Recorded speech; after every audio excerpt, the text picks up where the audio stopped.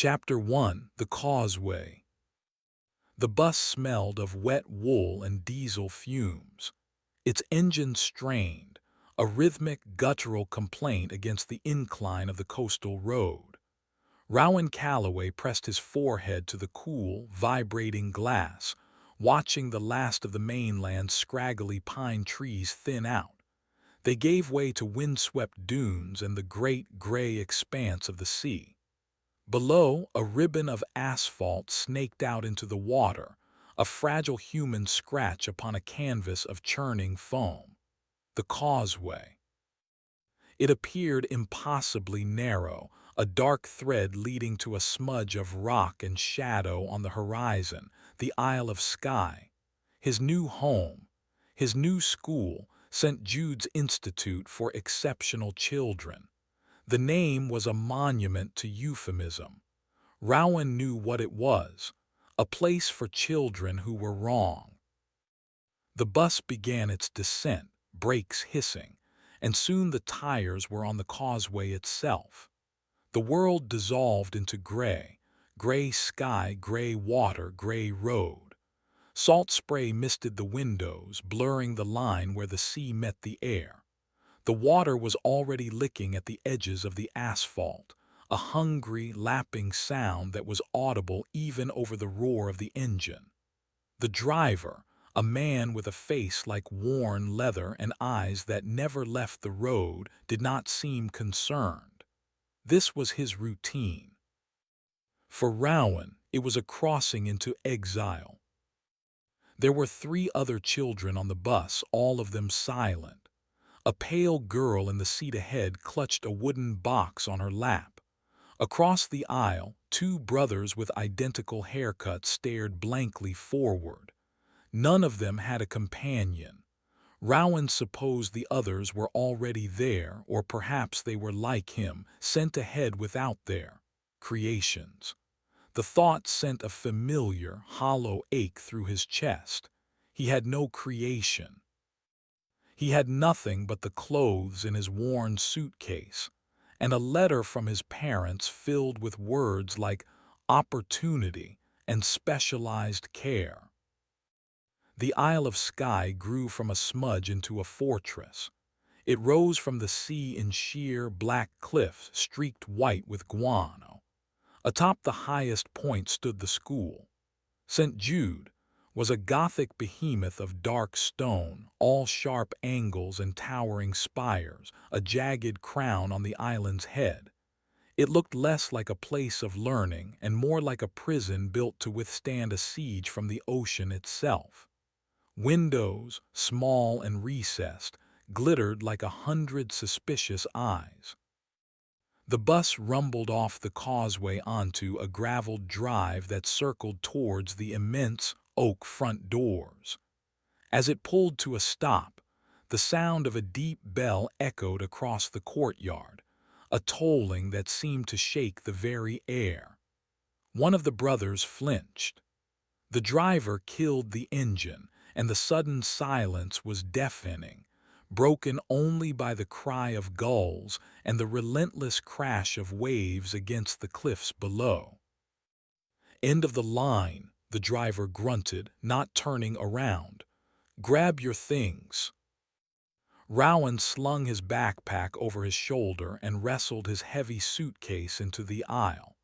He stepped out into the biting, salt-laced wind.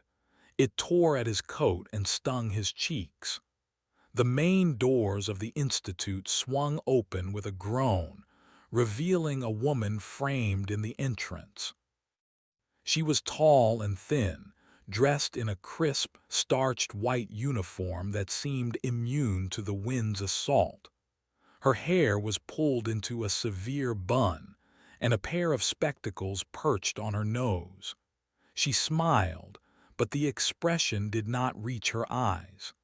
They were the color of pale stones washed clean by a winter tide.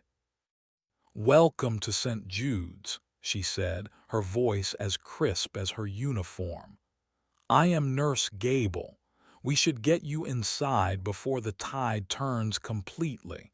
It tends to make the air rather damp." Shepherded inside, Rowan found himself in a cavernous entrance hall. The floor was black and white tile, worn smooth in pathways by generations of footsteps. The ceiling was lost in shadows high above, from which hung an iron chandelier bristling with unlit bulbs. The air was cold and smelled of stone, antiseptic, and something else. Something like wet, decaying paper. "Your luggage will be taken to your dormitory," Nurse Gable announced, gesturing for the children to follow. "First, a brief intake assessment in the infirmary, standard procedure." The infirmary was as sterile and cold as the nurse herself. White-tiled walls, white metal cabinets, a white examination bed with a paper sheet stretched taut over its surface. Rowan was the last to be seen. Nurse Gable was ruthlessly efficient. She checked his temperature, peered into his ears with a cold instrument, and measured his height against a chart on the wall. All the while, she kept up a stream of placid, unsettling commentary. "Healthy lungs, good. The sea air can be trying for those with weaker constitutions," she murmured, pressing a stethoscope to his chest. "Good, strong heartbeat. A calm heart is a calm mind, we find, and a calm mind is receptive." She made notes on a clipboard with a fountain pen that scratched loudly in the quiet room. "The letter from your parents mentions your creative block, Rowan, a quiet imagination. Is there truly nothing there? No whispers, no shadows in the corner of your eye?" Rowan shook his head, staring at a small, brown water stain on the ceiling. He had learned long ago that explaining the absence of a thing was impossible to people who took its presence for granted. "No," he said, his voice small. "A pity," Nurse Gable said, though she did not sound pitiful. She sounded intrigued. "A completely clean slate. Dr. Finch will be most interested to meet you."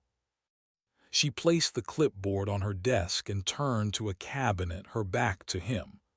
"There is one final part of the intake, a small tonic to help you acclimate to the island's unique environment." She returned with a small glass vial containing a clear, viscous liquid. She held it out to him. "It helps settle the mind. Drink up." Rowan hesitated. The way she watched him, her smile unwavering, made the hairs on his arm stand on end. He took the vial. The liquid had no smell. He tilted his head, swallowed the contents in one go. It was thick, oily, and tasted faintly of salt and licorice. A strange warmth spread from his stomach, a heavy, calming sensation that made his limbs feel sluggish. "Excellent," Nurse Gable said, taking the empty vial. "Your dormitory is in the east wing. Room 2B. Your roommate has already settled in. Dinner is at 7. Do try not to be late." He found his way through a maze of stone corridors. Portraits of severe-looking men and women with dark eyes followed his progress from their heavy frames. He passed other students in the hallways. They moved in small groups, and with them moved their companions. A girl with bright red hair was trailed by a creature that looked like a fox made of autumn leaves, its body rustling with every step. A hulking boy was flanked by a golem of packed earth and moss, its heavy footfalls shaking the floor. Most were strangers still. A floating orb of tangled wires that hummed a discordant tune, a small, capering demon made of shadow and smoke, a girl whose own shadow seemed to stretch and writhe with a life of its own. The students looked at Rowan, their eyes lingering on the empty space beside him, He saw pity in some faces, contempt in others. He was incomplete, a broken toy. He lowered his gaze and walked faster. Room 2B was at the end of a long, drafty hall. The door was heavy with a tarnished brass number tacked to its center. He pushed it open. The room was small and Spartan, containing 2 beds, 2 desks, and 2 wardrobes, all made of dark, scarred wood. A single, tall window looked out over the churning sea. His suitcase was on one of the beds. A boy was sitting at the other desk, sketching in a notebook. He had a mop of sandy hair and a constellation of freckles across his nose. At his feet, curled up like a cat, was a creature made entirely of neatly folded and creased paper. It was a dragon no bigger than a loaf of bread, its scales a complex mosaic of origami. As Rowan entered, its paper head lifted, and it let out a silent, puffing breath. The boy turned. "You must be Rowan, I'm Samir." He gestured with his pencil towards the paper creature. "This is Buddy." Buddy the dragon gave a little wiggle of its paper tail. "Hi," Rowan said, setting his backpack down. The tonic from Nurse Gable had made his head feel fuzzy, his thoughts slow and distant. "First day?" Samir asked, his voice friendly. "It's a lot to take in, the noise mostly." Rowan didn't understand. The hallway was quiet. "The tulpas," Samir clarified. "They all hum. You can't hear it with your ears, but you can perceive it. A kind of mental static, except for you, I guess. It must be quiet in your head." "It's always quiet," Rowan said, walking towards the window. The view was dizzying. The window was directly over the cliffs and the sea crashed against the rocks far below. The causeway, the island's only link to the world, was completely gone. A churning, white-capped torrent of water had swallowed it whole. There was no road. There was no escape. They were utterly, completely cut off. Samir came to stand beside him. "Happens twice a day. The tide's a monster here. Don't ever get caught on the causeway when it turns. Okaro, he's the groundskeeper, says the sea doesn't like to give things back." A deep groaning sound shuddered through the stone floor of the building, a bass note that vibrated in Rowan's bones. It was the sound of a fortress settling, of a prison locking its final gate. The calming effect of the tonic evaporated, replaced by a cold, sharp spike of dread.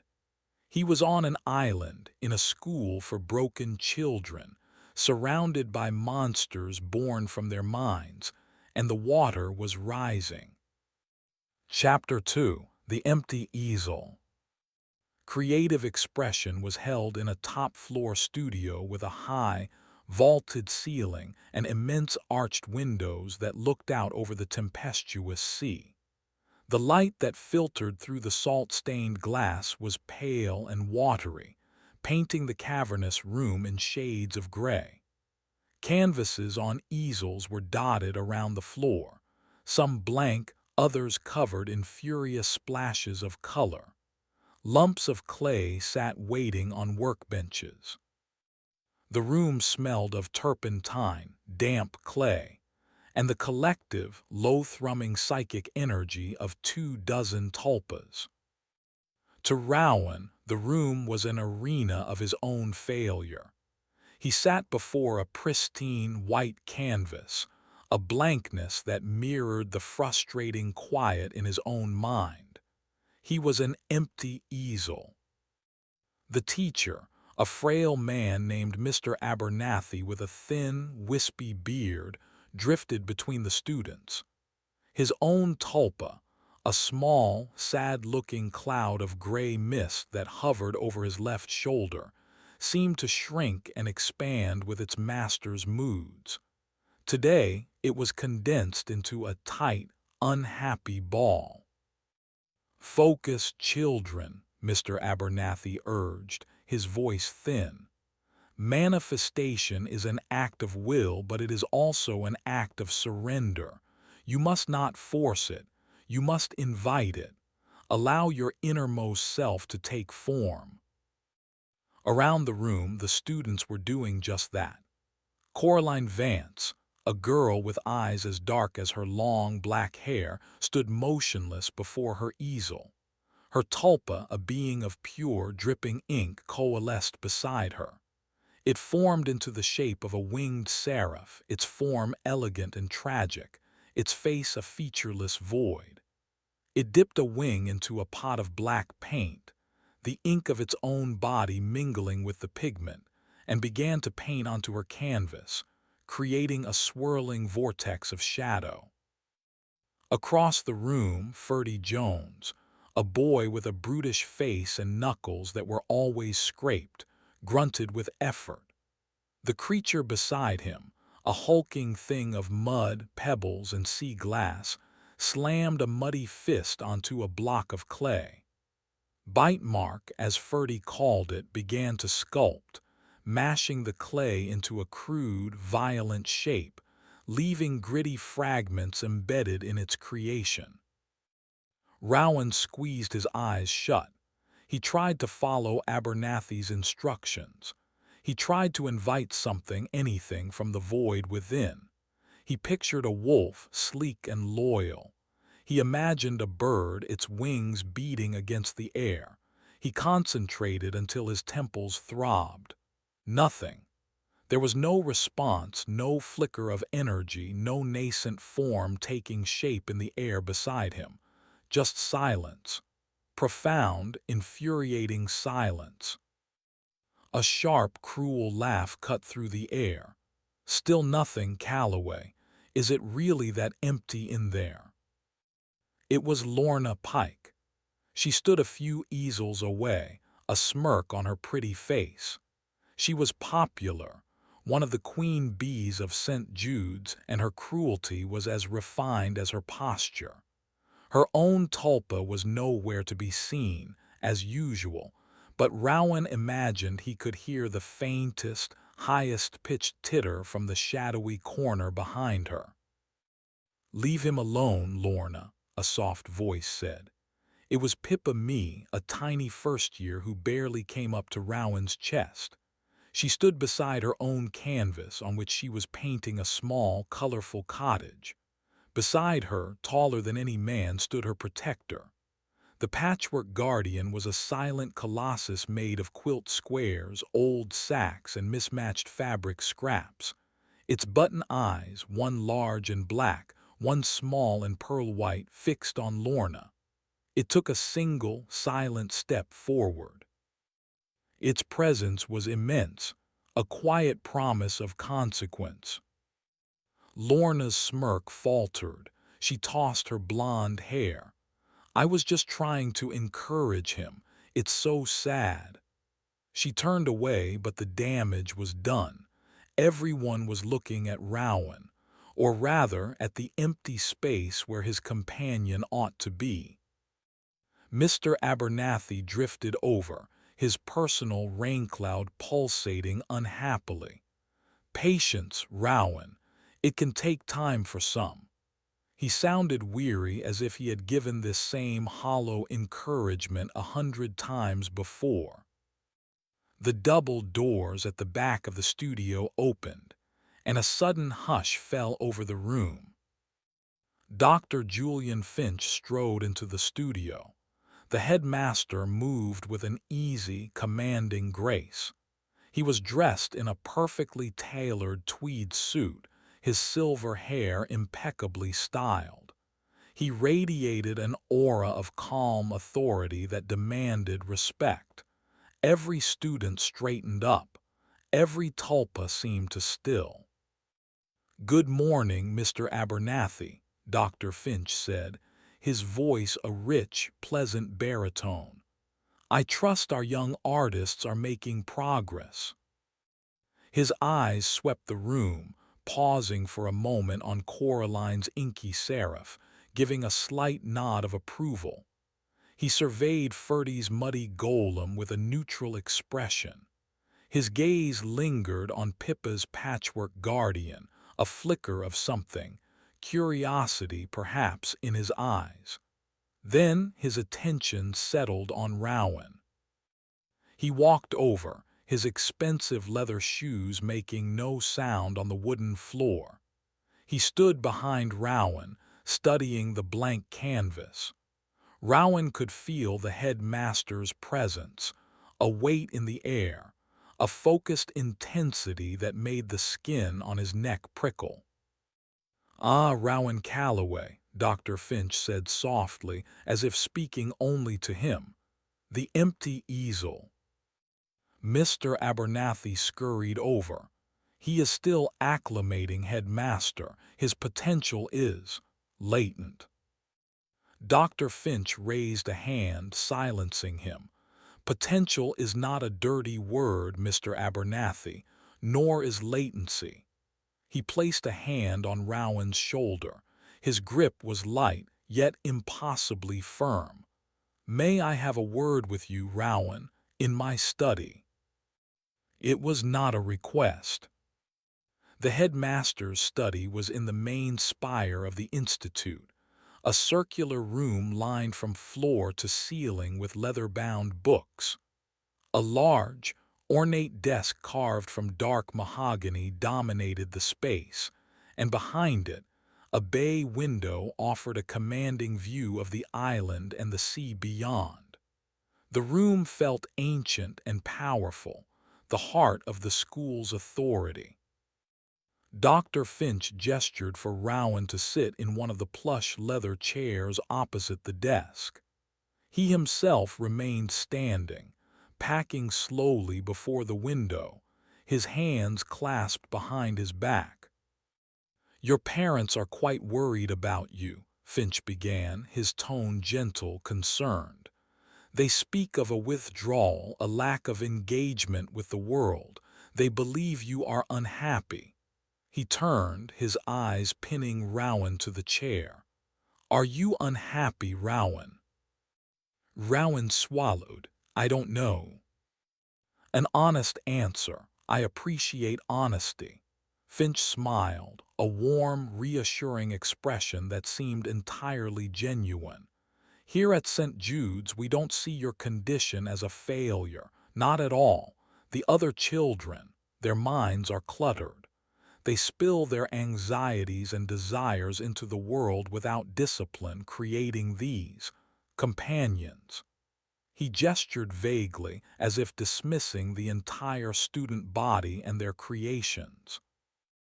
"They create reflections of their own chaotic interiors," he continued, leaning against his desk.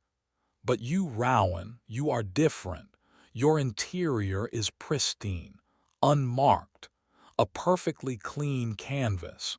Do you understand what a rare and precious thing that is?" Rowan said nothing. He did not understand. He only knew the emptiness, the lack. "The purpose of this institution is not merely to teach children how to control their tulpas," Finch said, his voice dropping to a confidential, conspiratorial tone. "It is to cultivate true potential, to create not just a reflection of the self but a perfection of it, a masterpiece. Most of these children will never achieve that. Their canvases are already mudded." He leaned closer, his eyes bright with a fervent intensity. "But you, Rowan, you have the potential to host something truly magnificent, something pure, ancient, and wise, something that requires a vessel unmarked by the petty fears and desires of a common child." The headmaster's words were a hypnotic balm. For a moment, Rowan felt a flicker of pride. He wasn't broken, he was special. He was a clean canvas, The idea was seductive. "I can help you, Rowan," Dr. Finch said softly. "I can help you fill that silence. We will work together. You and we will unlock the door, and I will introduce you to a companion worthy of your unique gifts." The promise hung in the air, shimmering and beautiful. But underneath it, Rowan perceived a strange current, a predatory hunger in the headmaster's calm eyes. He was offering a gift, but the price was not mentioned.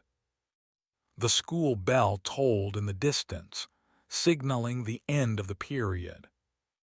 "Run along now," Dr. Finch said, his warm smile returning. "We will speak again soon. I have very high hopes for you." Rowan left the study, his mind reeling. He walked back to his dormitory in a daze, the headmaster's words echoing in his thoughts. A masterpiece, a worthy companion. He entered his room. Samir was gone, probably to his next class. The room was empty. Rowan went to his bed, lay down, and stared at the ceiling. He closed his eyes and reached into the quiet place inside him, the vast, silent void. He called out, not with words, but with a desperate, yearning ache. He pleaded with the emptiness to answer him. "Please," he thought, "anything, just something of my own." But there was no reply. The silence in his mind was absolute, a perfect, unblemished stillness. And for the first time in his life it terrified him. It was not the silence of peace. It was the silence of a house waiting for a new, unknown tenant. Chapter 3: Giggles in the Dark. The accidents began the next day. They were small things, easily dismissed, but they all happened in Rowan's vicinity. During silent reading in the library, a heavy tome on oceanography suddenly slid from a high shelf, crashing onto the floor a mere foot from his chair. The librarian, a stern woman with a tulpa that was a walking, shushing personification of the Dewey Decimal System, gave him a sharp glare as if he had pushed it himself. Rowan hadn't been near the shelf. Later, in the dining hall, his tray of food tipped over as he was setting it down. Mashed potatoes and gravy slid onto the stone floor with a wet smack. Several students laughed.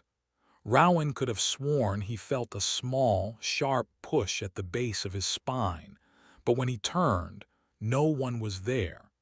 He cleaned up the mess under the unsympathetic gaze of a lunch monitor. With each incident, he heard it. A sound so high and faint it was almost subliminal. A little girl's giggle. It was a sharp, needle-like sound that seemed to pierce his eardrum for a second and then vanish. It came from odd directions. A shadowy alcove in the corridor, the rafters of the dining hall, the space between two bookshelves. Whenever he spun around, there was nothing. He knew who was responsible, or what was responsible. It was Lorna Pike's tulpa, the giggler. He saw her watching him from across the courtyard during the recreation period. She stood with her circle of friends, whispering behind her hand, a malicious smirk playing on her lips. She met his gaze and her smirk widened. From the archway behind her, faint and clear on the wind, he heard the giggle again. This time it sounded triumphant. Paranoia began to take root. He walked the stone halls of St. Jude's with his shoulders tensed, constantly scanning the shadows. He avoided walking near tall shelves or beneath the heavy, iron chandeliers. The school, already a place of dread, transformed into a landscape of potential ambushes. Every dark corner, every half-open door held a silent threat. The giggle was the herald of the attack, a sound that promised pain or humiliation. He tried to explain it to Samuel one evening in their room. His roommate was polishing Buddy's paper scales with a soft cloth, an act of focused devotion. "It's Lorna," Rowan said, his voice low. He was packing the small space between their beds. "Her tulpa, it's invisible, it just does things." Samuel looked up, his brow furrowed with concern. Buddy the paper dragon lifted his head, sensing his creator's mood. "Are you certain? I've heard stories about the giggler. Most kids say it's just a rumor Lorna spreads to make herself seem scarier." "It's not a rumor," Rowan insisted, his voice rising with frustration. "I hear it. Every time something happens, I hear it." "Maybe you should tell a teacher," Samuel suggested, though he did not sound convinced it would work. "Tell Mr. Abernathy." "He thinks I'm desperate for attention," Rowan shot back. "He'll say I'm making it up, that I'm trying to invent a tulpa to torment me because I can't make a real one." The truth of the words tasted bitter. Samuel fell silent. He could not argue with the logic. In the economy of St. Jude's, a boy with a documented creative block had no credibility. His word against that of a popular, seemingly perfect girl like Lorna Pike was worthless. The next day, Rowan's frustration boiled over into recklessness. He saw Lorna by the water fountain, filling a delicate glass bottle. He strode towards her, his fists clenched at his sides. "Tell it to stop," he said, his voice tight. Lorna turned, raising a perfectly sculpted eyebrow. "Tell what to stop, Rowan. Your dreary little moods." "You know what I'm talking about," he seethed. "Your thing, the giggler, the book in the library, my tray, tell it to leave me alone." She gave a delicate, theatrical sigh. "Oh, you poor thing.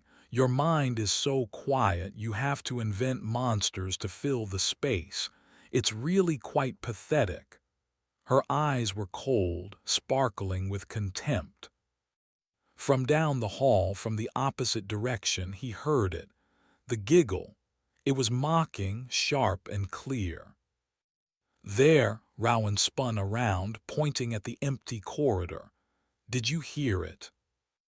Lorna simply smiled, a picture of innocence.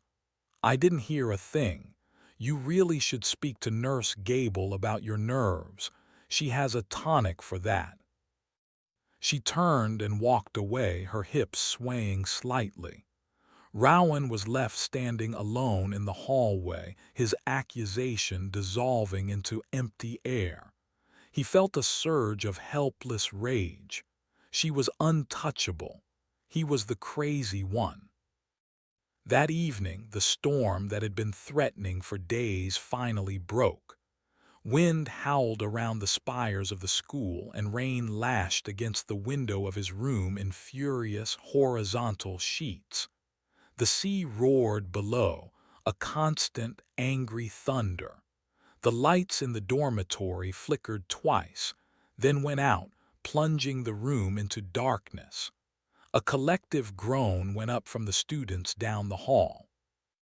Samuel lit a candle on his desk, its small flame creating a pool of warm, dancing light. Buddy the paper dragon was huddled at the base of the candle holder, his paper form seeming to draw strength from the flame. The emergency lights in the corridor outside cast a sickly, green-tinged gloom under their door. "Power goes out all the time when the storms get bad," Samuel said, his voice a little shaky. "The generators should kick in soon." Rowan was already in his bed, huddled under the thin wool blanket. The darkness did not bother him. It was the sounds that set his teeth on edge. The howling of the wind sounded like 1,000 screaming voices. The rattling of the window frame sounded like scrabbling claws. He pulled the blanket tighter around himself. He must have drifted into a light, uneasy sleep.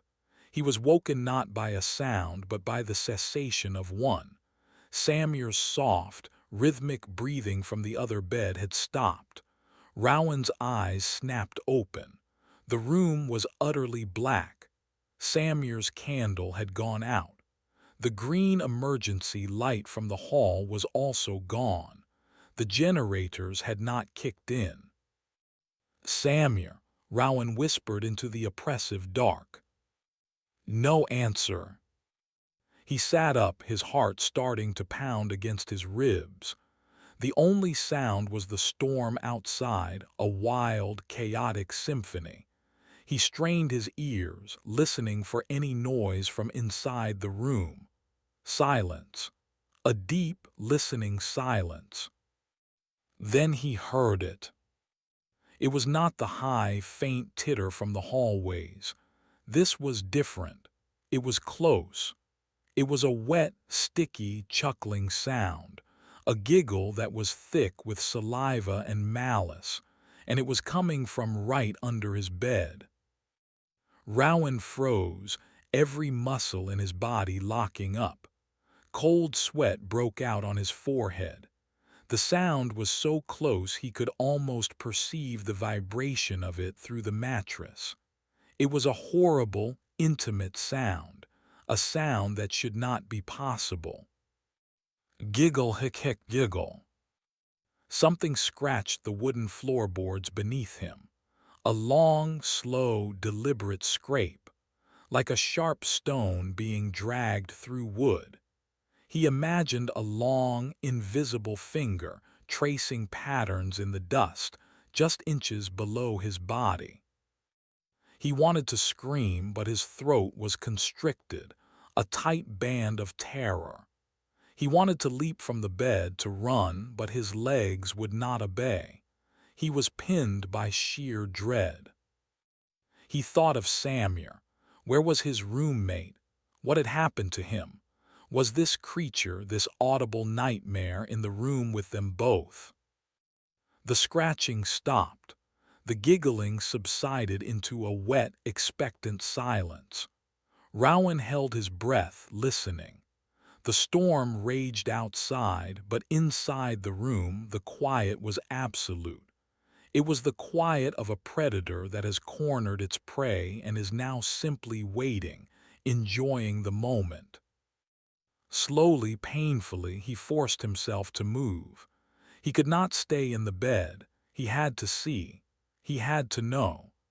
He swung his legs over the side of the mattress, his bare feet touching the cold, damp stone of the floor. He stood up, trembling, his back pressed against the wall. He reached out, his hand shaking violently, fumbling on his bedside table for the small metal box of matches he kept there. His fingers brushed against it. He seized it, his grip clumsy. It took him 3 tries, his numb fingers slipping, before he managed to strike one. The match flared to life, a sudden, blinding burst of light.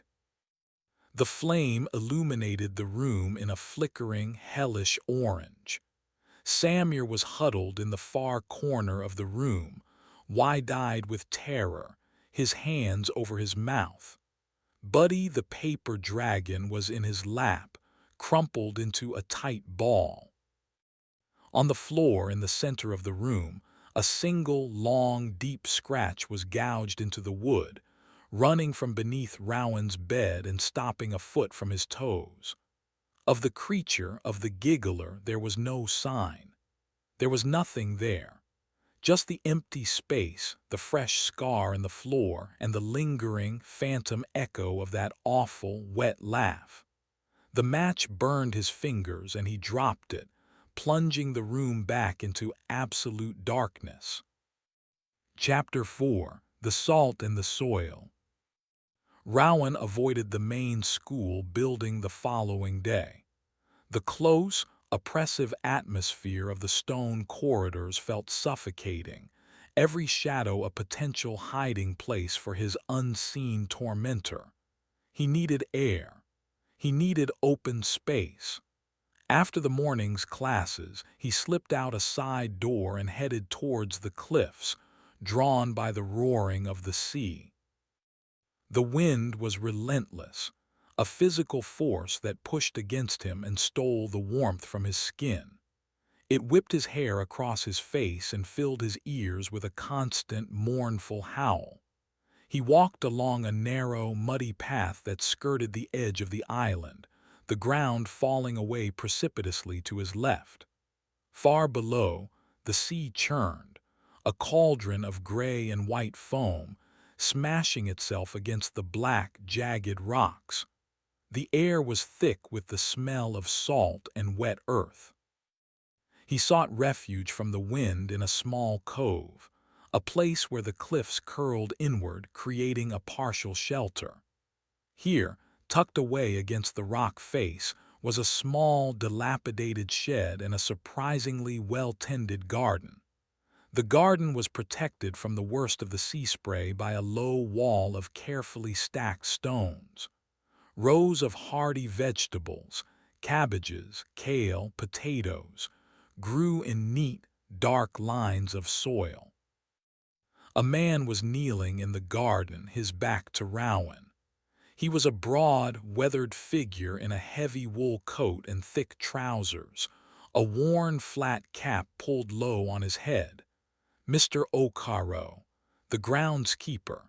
He was methodically pulling weeds, his movements slow and deliberate.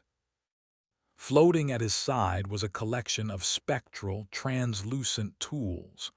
A trowel, a hand fork, a pair of shears.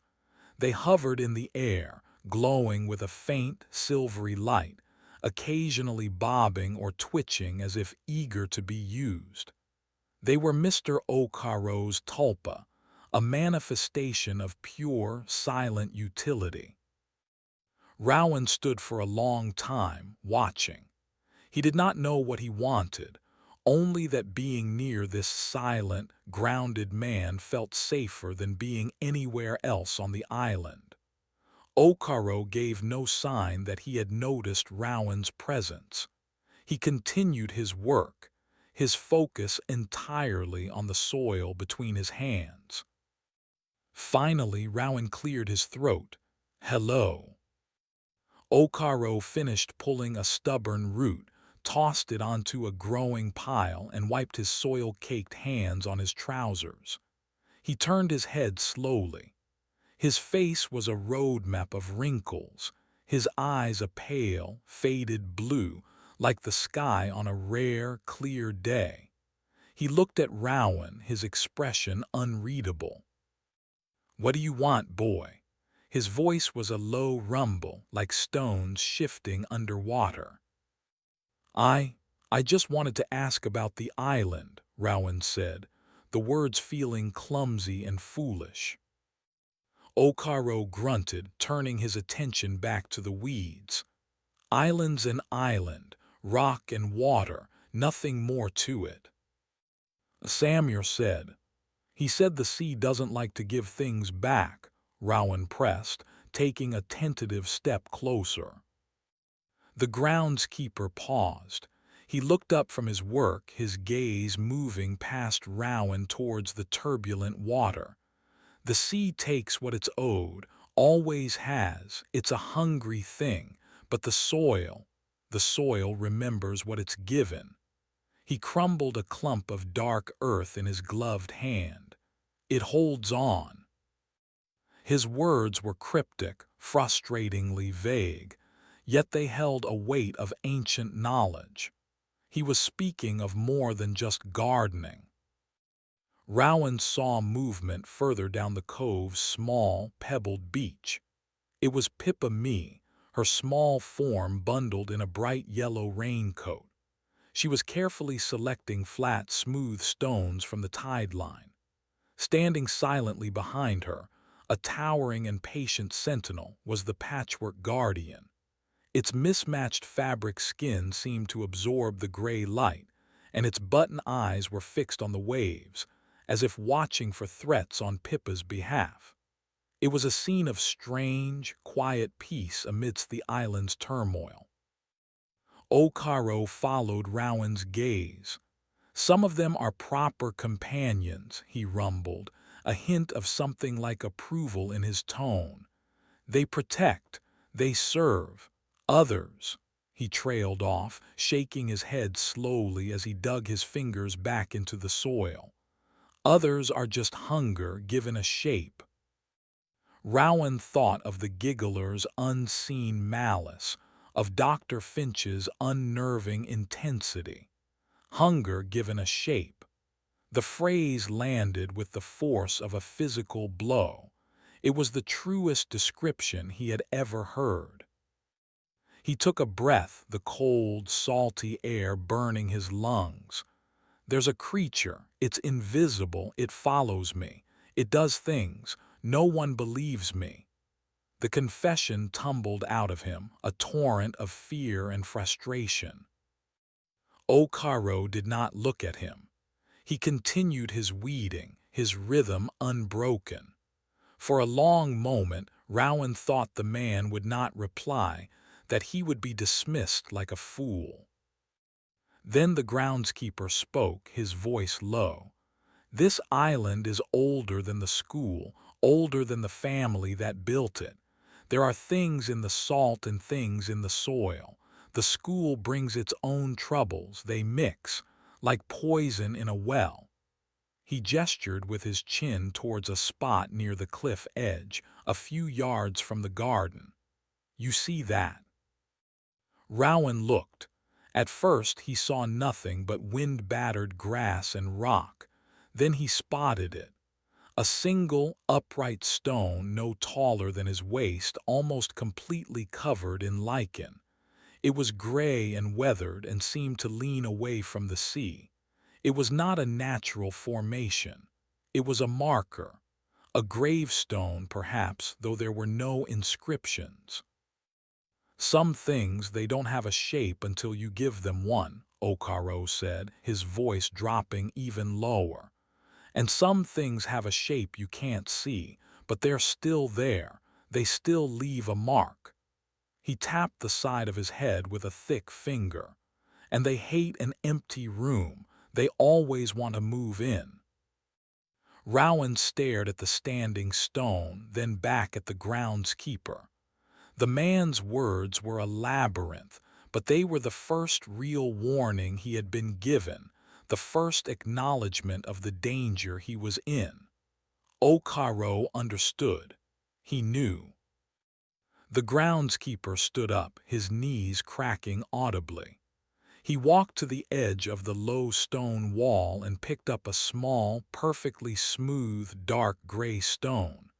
He pressed it into Rowan's hand. It was cold and heavy, solid and real. "The sea gives back what it doesn't want," Okaro repeated, his pale eyes finally meeting Rowan's. He held his gaze for a long, intense moment. "Hold tight to what's truly yours, boy. Don't let anything else move in and claim the space." His spectral tools swirled around him and he turned, grabbing a shovel. He began to dig into a fresh patch of earth, his shoulders set, the conversation clearly over. Rowan walked away, the cold stone clutched tight in his fist. He did not understand everything the groundskeeper had said, but he understood the core of it. He was an empty room, and something was trying to get in.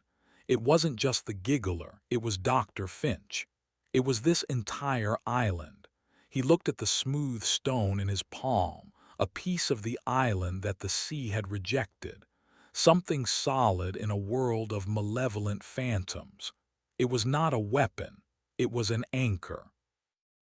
A reminder that he was real, that the space inside his head was his own, and he had to defend it.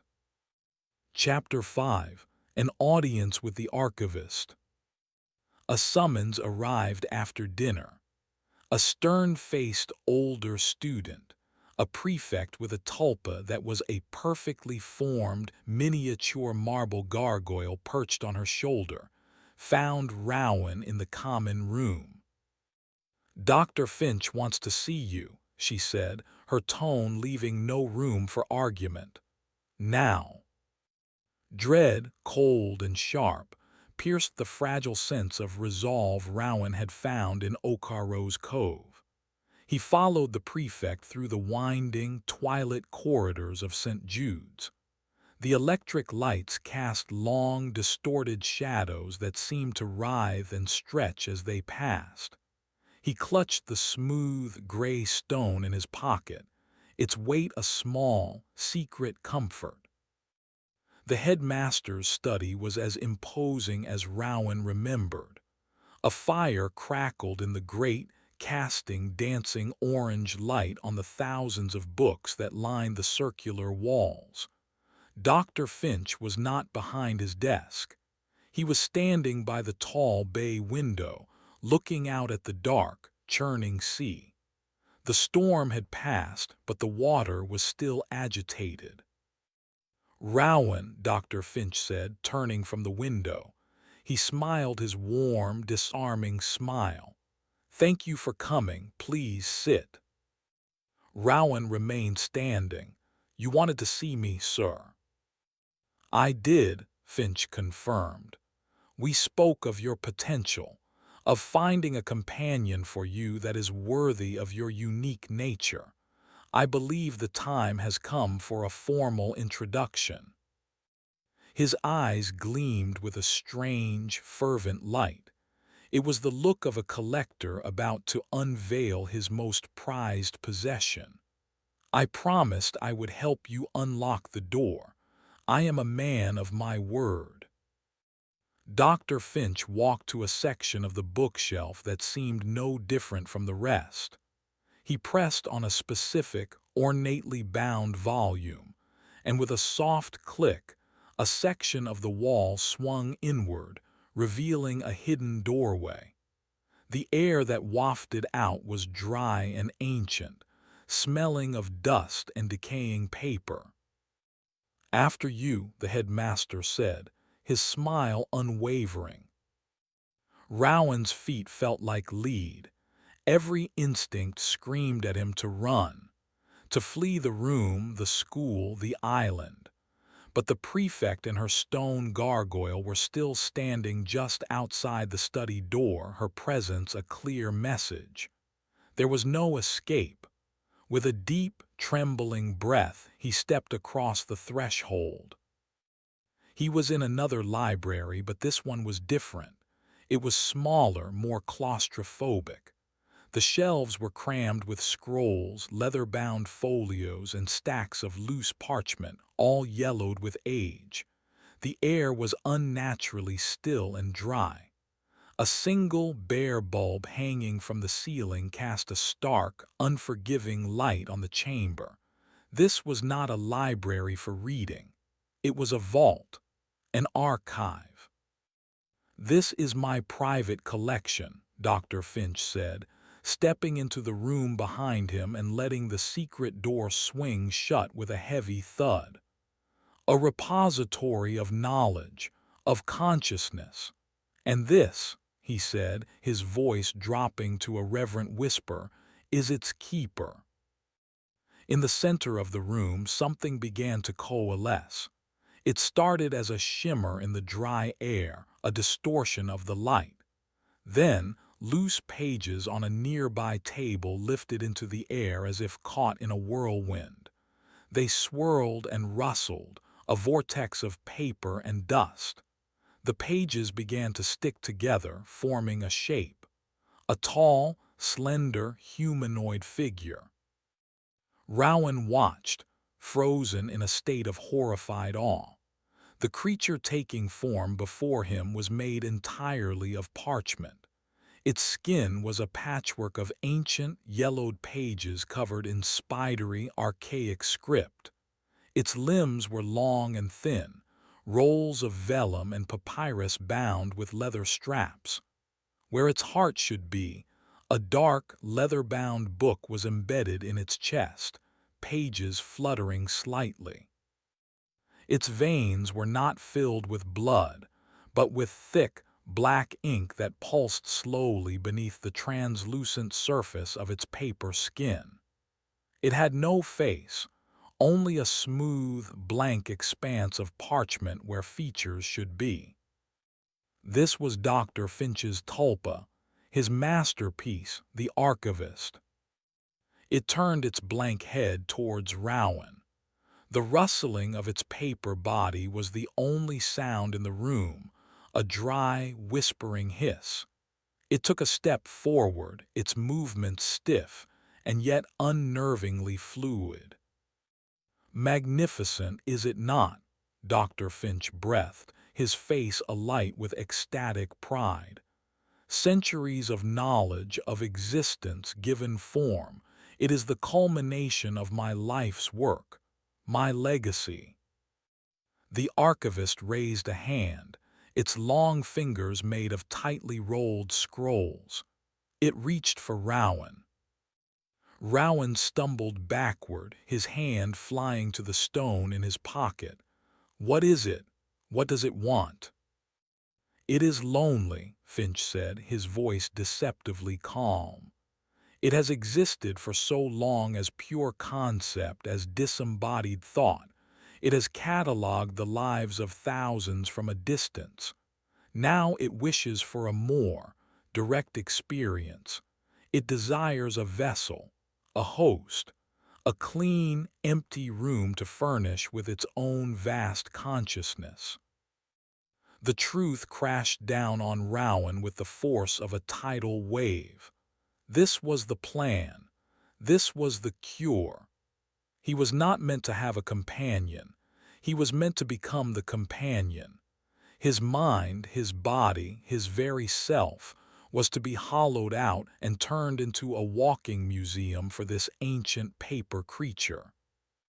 "No," Rowan whispered, his voice catching in his throat. The archivist took another step. The script on its parchment skin began to shift and crawl, words and diagrams swirling over its body. It stopped directly in front of Rowan. It was a foot taller than him, a rustling, papery giant that smelled of dust and forgotten centuries. It reached out and touched his forehead with the tip of one scroll finger. The sensation was indescribable. It was not a physical touch. It was an invasion. A cold, dry intelligence slid into his mind, rifling through his thoughts and memories with terrifying speed and precision. He felt his life being read like a book, his childhood fears, his parents' disappointed faces, his journey across the causeway, the taste of Nurse Gable's tonic, the sound of the giggler's laugh, the solid weight of Okaro's stone. His entire being was being scanned, assessed, and catalogued by the monstrous entity before him. It was a profound violation, a psychic defilement that left him feeling naked and transparent. He cried out, a raw, guttural sound of terror and revulsion, and scrambled away, falling to the floor. He pressed himself against the shelves, trying to get as far from the creature as possible. The archivist tilted its blank head, a gesture of clinical curiosity. On the surface of its face, a single, perfectly scripted question mark appeared in fresh, wet ink. Dr. Finch chuckled, a low, unpleasant sound. "A natural reaction. The ego is a stubborn thing. It resists being overwritten. But you will learn to accept it. This is not a punishment, Rowan. It is an honor. You will contain multitudes. You will be preserved forever." Rowan stared from the terrifying paper creature to the smiling, insane man who had created it. This was not a school. It was a laboratory. It was a butcher's shop for souls. Dr. Finch walked to the secret door, his hand on the release mechanism. I will leave you two to become better acquainted. The first lesson is about acceptance, Rowan. We have all the time in the world. He opened the door and stepped out, a silhouette against the warm light of his study. Then, with a soft click, the door swung shut, plunging Rowan into the dry, stale air of the vault, trapping him in the silent, waiting presence of the thing that was meant to erase him. The archivist turned its full, faceless attention upon him and began to take another slow, deliberate step forward. Chapter 6: The Anchor and the Void. The secret door clicked shut, the sound of final, metallic punctuation to Dr. Finch's judgment. The world was reduced to the still, dry air of the vault, the stark light of the single bulb, and the rustling, advancing presence of the archivist. Rowan was on the floor, scrambling backward, his palms scraping against the grimy stone flags. His mind was a maelstrom of raw panic. The thing's psychic touch had left a greasy, violating residue on his thoughts, a feeling of being read, indexed, and filed away for consumption. The archivist took another step. Its parchment body hissed with the movement. It was not aggressive in the way a predator of flesh and blood would be. There was no snarling, no baring of teeth. Its menace was colder, more absolute. It was the implacable advance of an idea that seeks to replace all others. It moved with the certainty of a tide, and he was a sandcastle standing in its path. It wants the space. Okaro's words echoed in his terrified mind. It hates an empty room. He pressed himself against a towering shelf of scrolls, the brittle edges digging into his back. There was nowhere else to run. The archivist raised its hand of rolled vellum, its fingers unfurling slightly, ready to touch him again, ready to pour its ancient, alien consciousness into the vessel it had chosen. Rowan's hand, buried in his pocket, closed around the stone Okaro had given him. It was smooth, dense, and cold. In the face of this conceptual horror, this creature of thought and paper, the stone was absurdly, primally real. It was rock. It had weight. It had existed for millennia, shaped not by a mind, but by the mindless, physical friction of water and sand. It was an anchor to a world outside this room of living thoughts. He did not think. He reacted. As the creature's fingers descended towards his face, Rowan wrenched the stone from his pocket and threw his own hand up to block the touch. He squeezed the stone so hard his knuckles turned white, focusing every ounce of his terror, his identity, his simple, desperate desire to be, into that single point of contact. The archivist's scroll fingers touched the stone. The effect was instantaneous and violent. For a split second there was nothing. Then a silent concussion blasted through the room. It was not a sound but a psychic shockwave, a wave of pure negative static. The bare bulb overhead flickered wildly. Loose pages flew from the shelves as if struck by a hurricane. The archivist recoiled as if it had touched white-hot iron. A high-pitched, mental shriek of static and pain flooded Rowan's mind, forcing him to cry out and clamp his hands over his ears.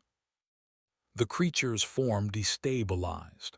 The tightly bound pages of its body fluttered and loosened. The ink that flowed through its veins turned a panicked, murky gray. It stumbled backward, its paper skin rustling in a frantic, agonized rhythm. It had expected to touch a mind, an abstract concept it could invade and overwrite. Instead, it had touched a piece of pure, unthinking reality, a conceptual void of its own. It was like a master linguist trying to parse a scream of white noise. It could not compute. Rowan saw his chance.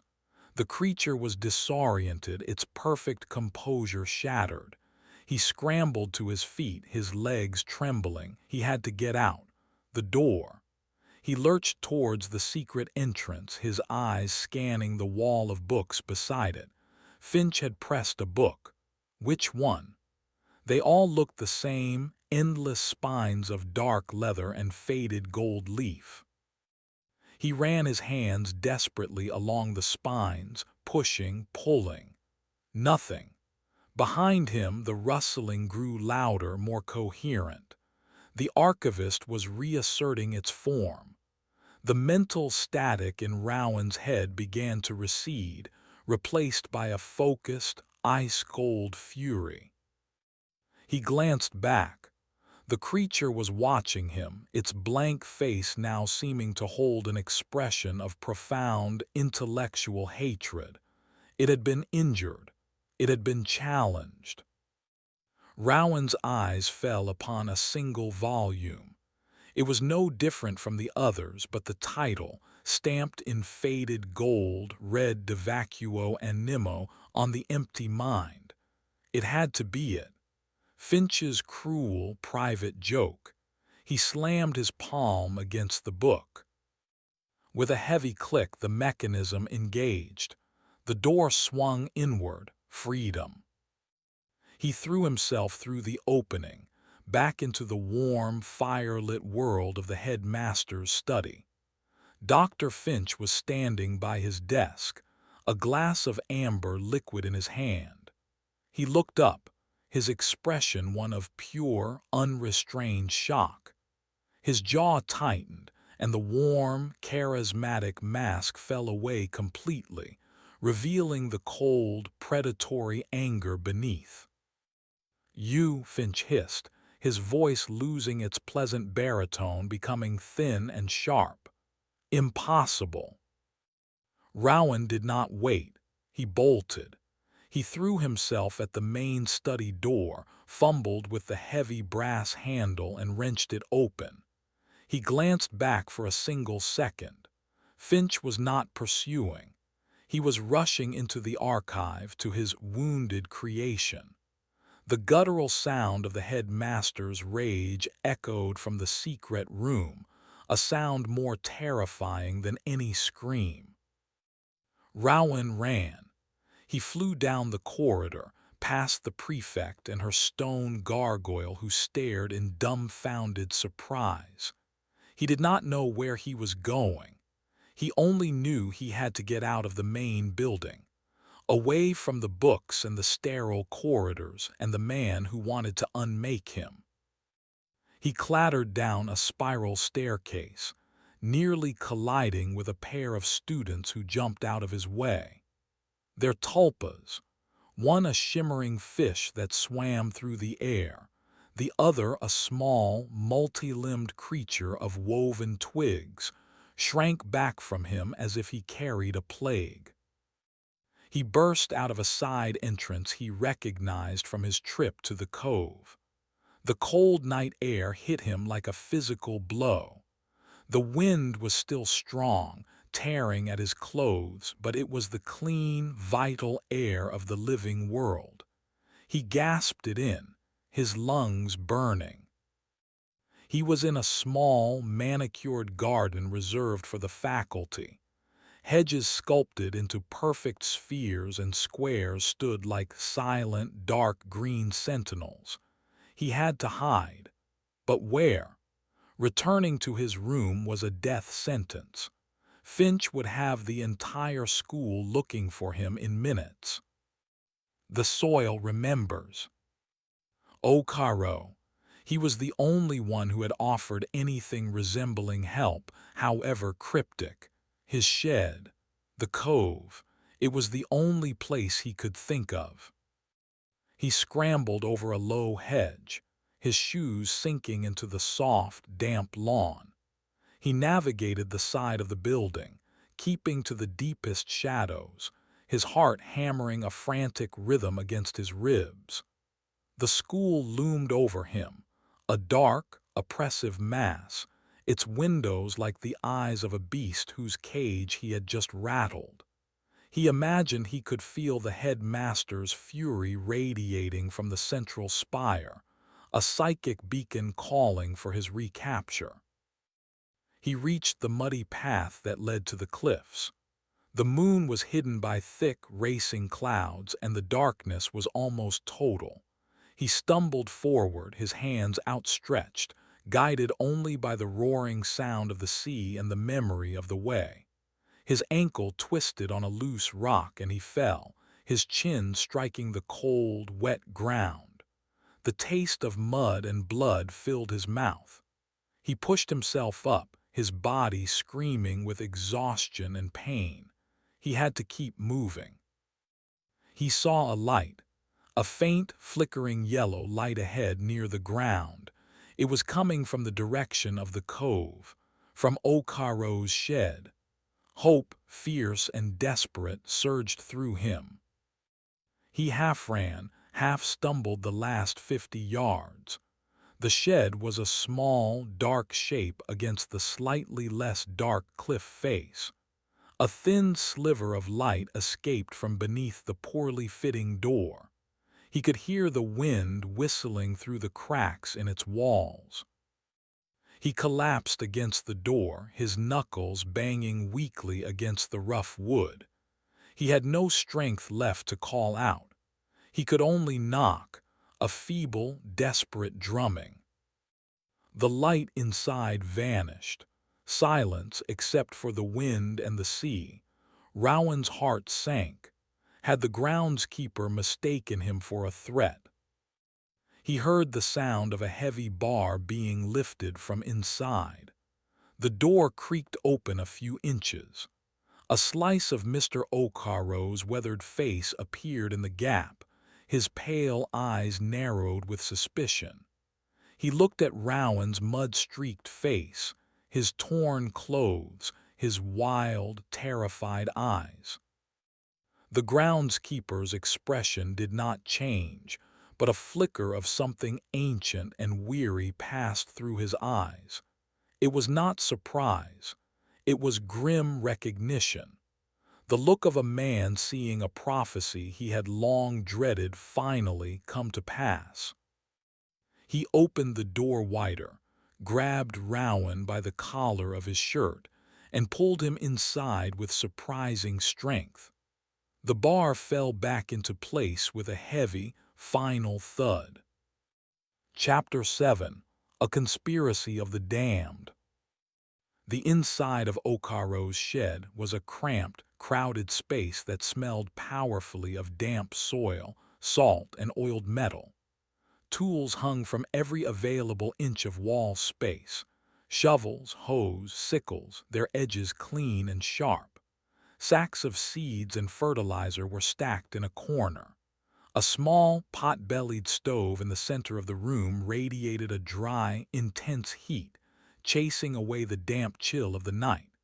It was in this stove that Rowan had seen the light. Okaro had been feeding it sticks of driftwood. The groundskeeper deposited Rowan onto a low stool by the fire. He said nothing. He simply turned, took a tin cup from a hook, and filled it with water from a rain barrel just inside the door. He handed it to Rowan, whose hands were shaking so badly he had to grip the cup with both of them to bring it to his lips. The water was cold and tasted of minerals. It was the most real thing he had felt since the stone in his pocket. Okaro sat on an upturned crate opposite him, the firelight carving deep shadows into the wrinkles on his face. His spectral tools, the translucent shovel and fork, hovered silently behind his shoulder, their faint, silvery light adding to the room's strange illumination. So the old man rumbled, his voice low and steady. The landlord came to collect the rent. Rowan just nodded, sipping the water, the cold metal of the cup a comfort against his lips. Finch has been planting his bitter seed in this ground for 50 years, Okaro said, staring into the fire. He was a young man when he came here, full of ideas. He bought the island, built the school, said it was a haven, a place for special children to be understood. The groundskeeper spat into a bucket by his side. He's a farmer, always has been. He just grows nightmares instead of potatoes. He looked at Rowan, his gaze direct and heavy.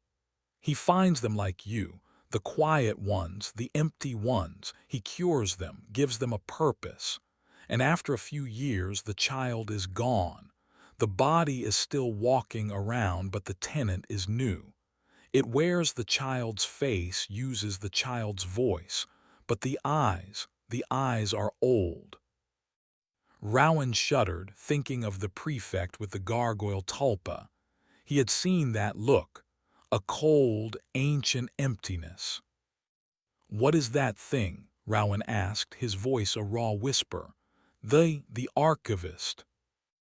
"It's his first, his greatest," Okaro said. "He poured everything into it. All his arrogance, all his knowledge, all his contempt for the rest of us. It's a library that thinks it's a god, and it's been trapped in that room for decades. It's hungry for a life, your life." Rowan pulled the smooth stone from his pocket. He held it out on his palm. It stopped it. It hurt it. Okaro nodded slowly. It would." He leaned forward, pointing a thick, soil-stained finger at the stone. "That stone has been on this island since before the first men came. It has been washed by the tide, baked by the sun, and frozen by the winter 1,000,000 times. It knows nothing but being a stone. It has no thoughts, no fears, no ambition. To a thing like the archivist, which is made of nothing but thought and ambition, touching that stone is like you sticking your hand in that fire. It's an opposite reality. A negation." He leaned back, a grim satisfaction on his face. Finch has forgotten the island he built his house on. He's so obsessed with the monsters in here, he tapped his temple, that he's forgotten the ones out there. He gestured with his head towards the door, towards the roaring sea. The things in the salt don't care about his books. The things in the soil don't respect his fences.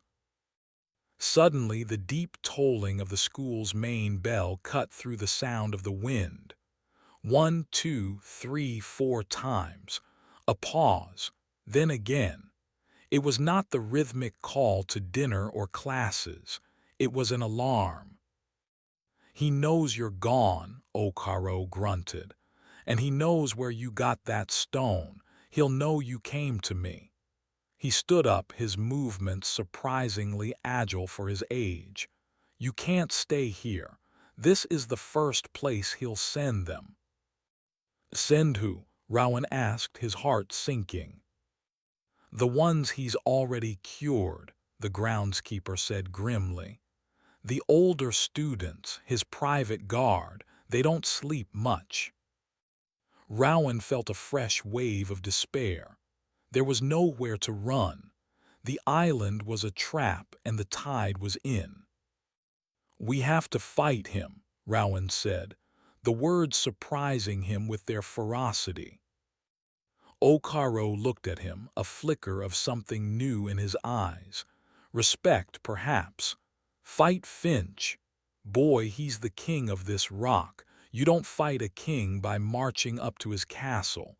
You fight him by poisoning his well, by turning his own weapons against him." He began to pace the small shed. "The archivist is his strength, but it's also his weakness. It's tied to him. What hurts one hurts the other, but it's also tied to this place. Finch chose this island for a reason. The veil between thought and reality is thin here. It's what allows the tulpas to become so solid. But the island has its own rules, its own power. He stopped, his eyes fixing on Rowan. You need allies, the other children, the ones who haven't been turned, the boy with the paper dragon, the little girl with the stitchwork giant. Samir and Pippa, Rowan said. How can I get to them? The school will be crawling with prefects. Finch will announce you've had a breakdown, Okaro predicted accurately. He'll say you're a danger. He'll turn the other students against you. You'll need to be clever. He went to a heavy wooden chest in the corner and lifted the lid. He rummaged inside, past coils of rope and rusted chains, and pulled out a bundle of oilcloth. He unrolled it on the floor. Inside was a hand-drawn map of the school, old and faded, but incredibly detailed. Finch built this place, but I laid the foundations, Okaro said, tapping a spot on the map. He doesn't know every bolt hole, every service tunnel, every priest hole the old monks built to hide from raiders. He traced a line with his finger. There are ways to move unseen, but you need to warn them. You need their help. Help with what? The chapel, Okaro said, his voice dropping to a low, serious tone. The school was built around it. It's the oldest part of the island that's still standing. The foundation stone beneath its altar. It's not granite, it's something else. Something older. A place of power for the soil, not the mind. A conceptual dead spot. If you can get the archivist there, you might be able to sever its connection to Finch, or unmake it completely. The plan was insane. It was a desperate, impossible gamble, but it was better than waiting to be caught and erased. From outside, another sound joined the wind and the bell. A high-pitched, malicious giggle carried on the wind from the direction of the school. It sounded faint, but it was searching, hunting. Lorna, Rowan breathed. She's one of his favorites, Okaro said, his face grim. She enjoys the work. Her creature can hear things, thoughts, fears. It will be hunting you. The groundskeeper grabbed a heavy, oilskin coat from a peg and thrust it at Rowan. You have to go, now. Finch will have his pets searching the grounds. You need to get back inside the school before they find you out here. Use the old drainage tunnel. It comes up in the scullery. He pointed to a location on the map. Give your friends this. He scribbled a note on a piece of brown paper, a time and a place. The old boat house at tomorrow's low tide. Tell them what Finch is. Tell them they're next. Go. And for God's sake, boy, be quiet. Rowan pulled on the heavy, stiff coat. It smelled of Okaro, of earth and salt. He clutched the note and the map scrap. He took a deep breath, the air in the small shed feeling like the last safe air he would ever breathe. He nodded at the old man, a silent promise passing between them. Okaro lifted the bar on the door and opened it a crack. The wind tore at them, cold and sharp. The alarm bell was still tolling, a relentless call for his capture. And somewhere out in the howling darkness, a creature made of pure malice was laughing and listening for his fear. Chapter 8. The Whispering Reeds. The drainage tunnel was a foul, narrow tube of crumbling brickwork. Rowan crawled on his hands and knees through a slick of stagnant, icy water and filth that smelled of rot and decay. The darkness was absolute, a thick, pressing blackness that was broken only by the faint circle of his destination ahead. Okaro's instructions had been precise. The tunnel, long abandoned, was a straight shot beneath the faculty garden and into the bowels of the main building. He moved with a desperate urgency, the sound of the alarm bell a dull, rhythmic pulse that vibrated through the earth around him. He imagined Lorna's invisible tulpa sweeping the grounds, its psychic senses questing for the spike of his terror. He tried to empty his mind, to think of nothing but the cold, rough texture of the bricks under his palms, the feeling of Okaro's stone still heavy and solid in his coat pocket. He tried to become a stone himself, a thing of pure, unthinking existence. He emerged, as promised, behind a rusted iron grate in the corner of the scullery. The room was deserted, smelling of boiled cabbage and bleach. The air was warm, a shocking contrast to the frigid tunnel. He was back inside the lion's den. The school was in a state of controlled chaos. Prefects marched in pairs down the corridors, their faces set with grim purpose. Their tulpas moved with them, no longer playful companions but alert, menacing guards. He saw the girl with the marble gargoyle directing a search of the lower classrooms. He saw another boy whose tulpa, a lean, panther-like creature made of polished obsidian, sniffed at the floorboards, its head low. Rowan flattened himself into a dusty alcove as a patrol passed, his heart hammering. He was a ghost in his own school, a fugitive moving through the hidden arteries Okaro had shown him on the map. He used service stairs meant for cooks and cleaners and dusty, forgotten passages behind the walls. The school he had known was only a facade. Behind it lay a secret, darker architecture. His destination was the second-floor dormitory. He had to reach Samir. He had to deliver the warning. He found the corridor to his room empty. He slipped along the wall, his feet making no sound on the cold stone. He pressed his ear to the door of room 2B. He could hear a faint rustling from within. Paper. Buddy. He pushed the door open a fraction of an inch. Samir was sitting on his bed, his back to the door. He was frantically trying to smooth out the crumpled form of Buddy. The paper dragon was in a sorry state, its wings bent at awkward angles, its body a mess of wrinkles from where Samir had crushed it in his fear the night before.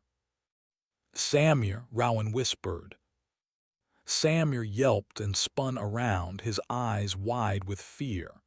He saw Rowan, and his fear was replaced by a wave of relief, then more fear. "Rowan, they're looking for you.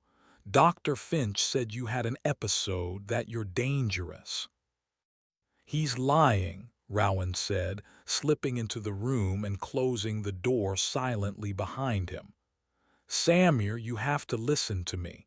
Finch isn't trying to help us. He's a monster."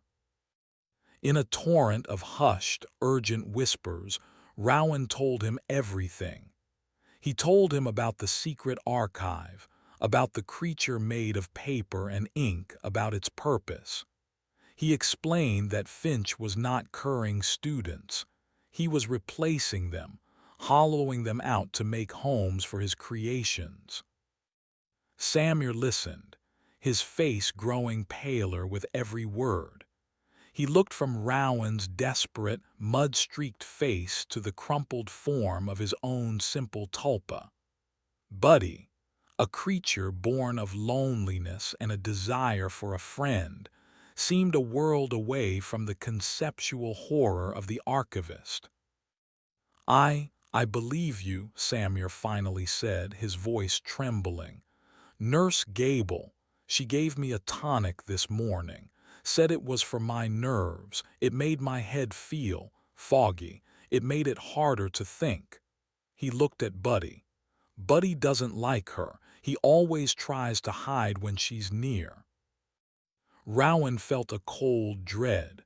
The process had already begun. The tonics were the first step, sedating the mind, weakening its defenses, preparing the vessel. He pressed Okaro's note into Samir's hand. "Give this to Pippa, to no one else. Tell her to meet me at the old boat house tomorrow at low tide. Tell her to bring her guardian. Tell her. Tell her it's not a game, and you have to come too." "The boat house," Samir whispered. "It's forbidden. Okaro says it's not safe." "Nowhere is safe," Rowan countered. "It's our only chance."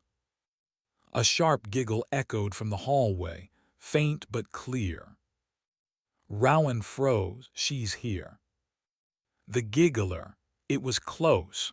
Lorna must have been sent to patrol the dormitories. "You have to go," Samir urged, shoving the note into his pocket. "There's a loose panel in the back of the wardrobe. It leads to the wall space." Rowan scrambled into the heavy wooden wardrobe, the smell of cedar and old wool filling his nostrils. Samir was right. A section of the back panel was loose. He pulled it free and squeezed into the cramped, dusty space behind it, a space filled with pipes and cobwebs. He pulled the panel back into place just as the door to the room opened. "Evening, Samir," came Lorna Pike's syrupy, malicious voice. "Just doing a routine check. You haven't seen our runaway, have you?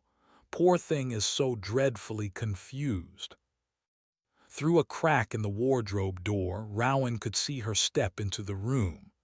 She was alone, but the air felt charged, and a faint, high-pitched hum vibrated at the edge of his hearing. The giggler was with her, unseen, unheard by anyone else.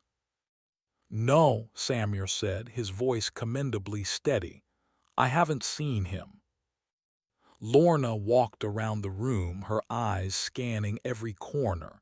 She ran a hand over Rowan's neatly made bed. "Such a tidy boy. It's a shame his mind is such a mess." She stopped in front of Samir. "You seem nervous. Are you hiding something?" The air in the room grew colder. Rowan felt a psychic pressure building, a malevolent focus. The giggler was concentrating, trying to read Samir's thoughts, trying to sniff out the lie. Suddenly, from outside the room, a deep, resonant thump echoed down the hall, followed by another thump, thump. It was a slow, heavy, deliberate sound. Lorna's head snapped towards the door. What was that? Thump, the sound was closer now. It was the sound of immense, soft weight being put down, one step at a time. Pippa Me appeared in the open doorway. Her face was pale, her eyes huge. She was clutching a small, stuffed bear, and behind her, filling the entire doorframe, was the patchwork guardian. The hulking creature took one more step into the room, its button eyes fixed on Lorna. It was not aggressive. It was simply present, a silent, immovable fact. Its sheer size and quiet solidity seemed to suck the menace out of the air. The giggler's psychic pressure vanished. Confronted by a physical tulpa of such immense, protective power, the invisible tormentor had clearly retreated.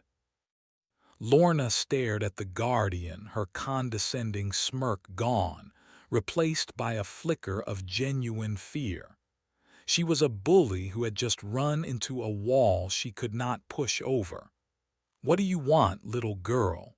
she snapped, trying to regain her composure. Pippa just shook her head, clutching her bear tighter. She did not need to say anything. Her protector spoke for her. Lorna scoffed, but the sound was brittle. "Whatever. This hall is clear." She threw one last suspicious glare at Samuel and then swept out of the room, almost running to get away from the guardian's silent, unnerving presence. Pippa and her protector remained for a moment. The little girl looked at the wardrobe where Rowan was hiding, a brief, understanding glance before she turned and padded away, her silent giant following close behind.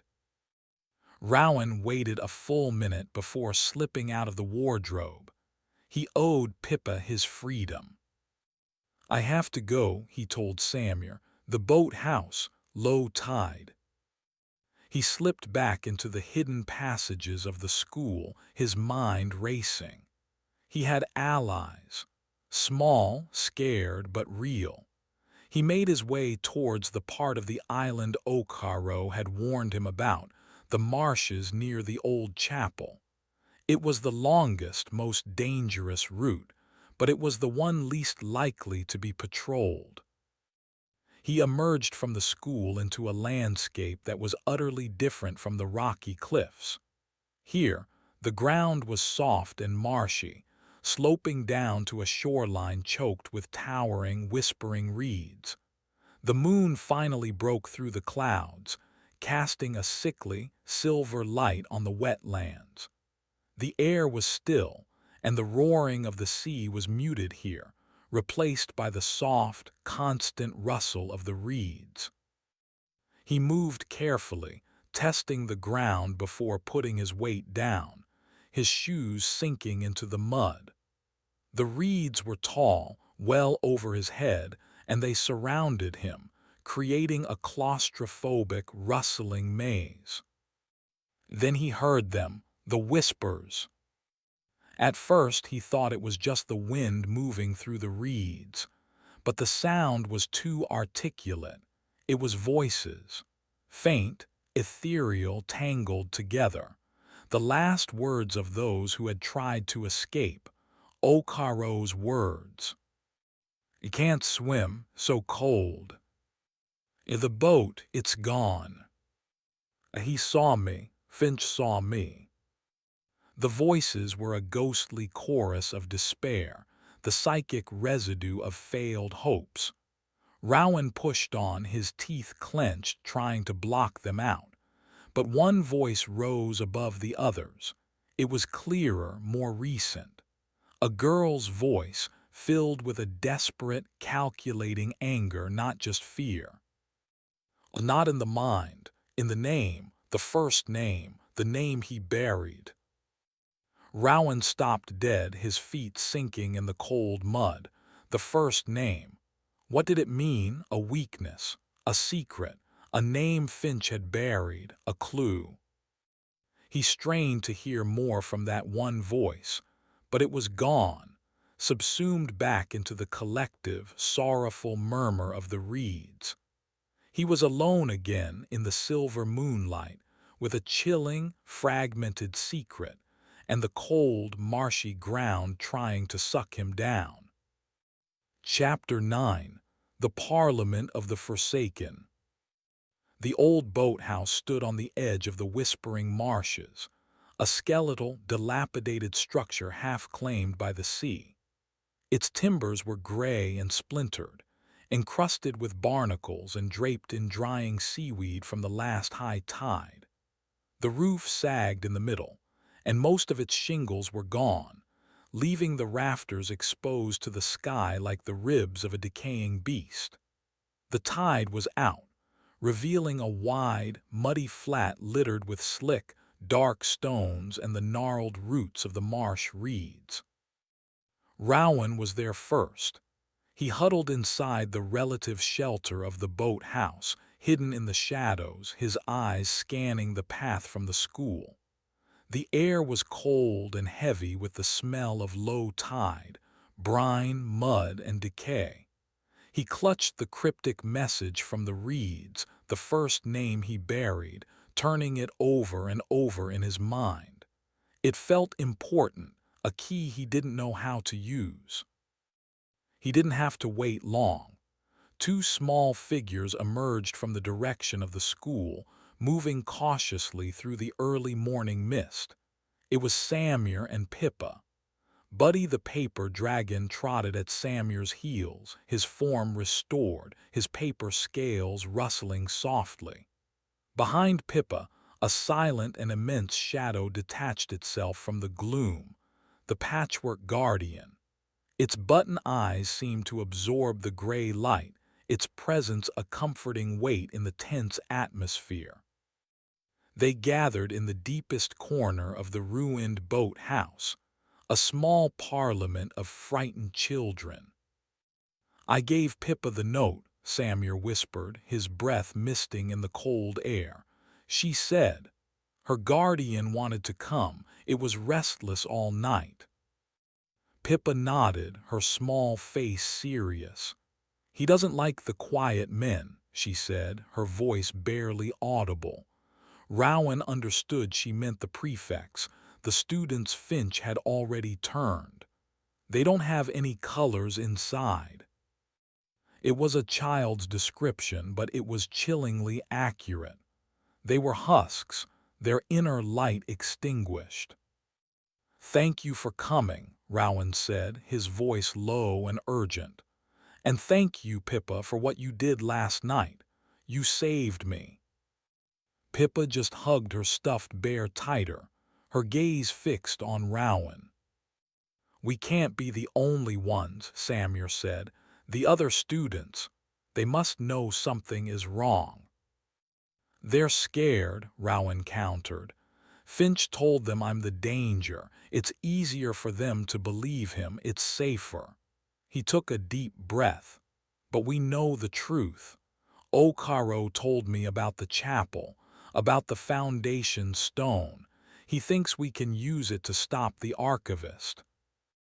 He laid out the groundskeeper's desperate plan.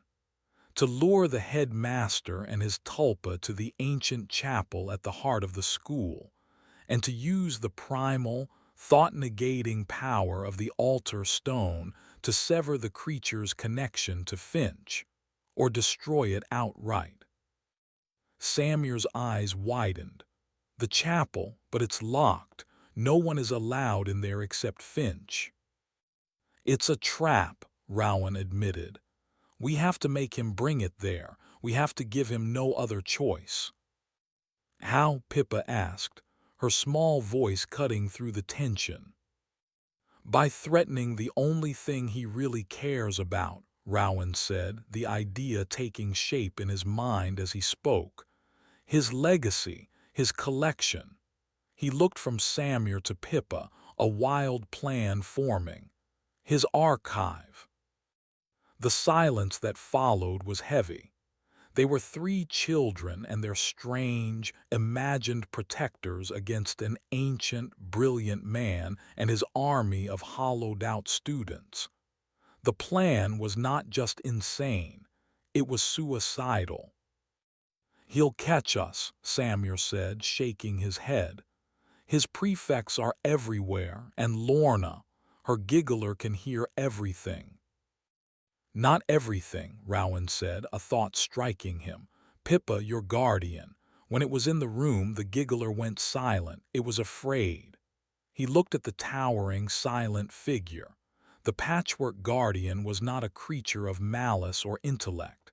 It was an embodiment of pure, selfless protection. Its psychic presence was like a thick, comforting blanket, a shield of positive intent that the giggler's needle-like malevolence could not pierce. "It can shield us. It can keep us quiet." He turned to Samir. "And Buddy, can you make more of him?" Samir looked down at his paper dragon, then back at Rowan, confused. I suppose. It takes a long time. The folding has to be perfect."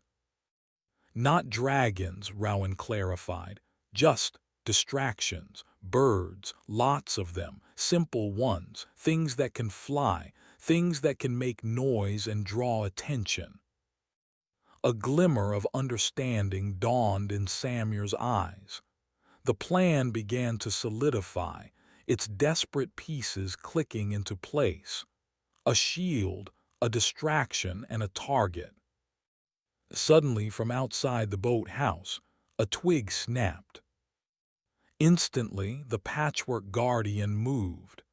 It shifted its immense form, placing itself between the children and the entrance, its button eyes fixed on the misty path. Buddy the paper dragon flattened himself to the ground, his paper scales bristling. A figure emerged from the reeds. Not a prefect, not Lorna, but a girl with long, dark hair and sorrowful eyes. Coraline Vance. At her side, her tulpa, the ink-stained seraph, coalesced from the shadows, its black, dripping wings casting an aura of profound melancholy. He's not the only one she torments. Coraline's voice was low and steady, but held an undercurrent of deep resentment. She was looking at Rowan, but he knew she was talking about Lorna. The giggler likes to whisper things. It likes to tell you what everyone else is thinking. It tells you your art is ugly. It tells you your sadness is boring. She stepped closer, her gaze unwavering. I saw you go to Okaro's shed. I heard the alarm, and I saw the patrols. I know you're not having an episode. You found something out. Her seraph drifted forward, its featureless face turning towards the patchwork guardian. The two powerful tulpas regarded each other, one a being of pure protection, the other a manifestation of deep, artistic sorrow. They were not hostile. There was a strange sense of recognition between them, two complex emotions given form. "What do you want, Coraline?" Rowan asked, his hand instinctively going to the stone in his pocket. "The same thing you want," she replied, "to be left alone, to be free of him." She nodded towards the school. "Finch praised my seraph. He said it had true depth. He wants to meet with me next week, to cultivate my potential." The last words were spoken with a venomous sneer. She understood what the invitation meant. She was on the list. She was next in line to become a vessel. "I can help you," Coraline said. "My seraph, it can go places others can't. It can slip through cracks under doors. It can paint messages. It can create illusions. Shadows that look like people, doors that aren't there." She looked at Samir's paper dragon, then at Pippa's hulking guardian. "You have a shield and a distraction. You need a ghost." Here was an unexpected, powerful ally, an artist whose sadness had given her a weapon of stealth and illusion. The Parliament of the Forsaken had gained a new member. The plan was refined, whispered in the damp, cold air of the boathouse. It was a heist, an infiltration. Phase 1. Samir would spend the day creating a flock of paper birds. Phase 2. Under the cover of the next night's storm, which Okaro's aching bones had promised was coming, they would make their move. Coraline Seraph would scout the paths to the Headmaster's study, painting shadow signs to mark the way and creating illusory barriers to divert patrols. Pippa's guardian would provide a moving shield of psychic silence, masking their approach from the giggler. Rowan, the one who had faced the archivist, would be the one to enter the study. Their target, the archive. Not to destroy it, they could never hope to accomplish that, but to take a single, symbolic hostage. "His private collection," Coraline breathed, her eyes lighting up with a dark, artistic fire. "He has a folio in there, the original designs for the archivist. Bound in human skin, they say, it's his masterpiece. The first thing he ever created, if we take that. He will follow us anywhere to get it back," Rowan finished, a cold thrill of fear and determination running through him. Even to the chapel. They dispersed as the mist began to burn off, melting back towards the school one by one, leaving no tracks, no sign they had ever met.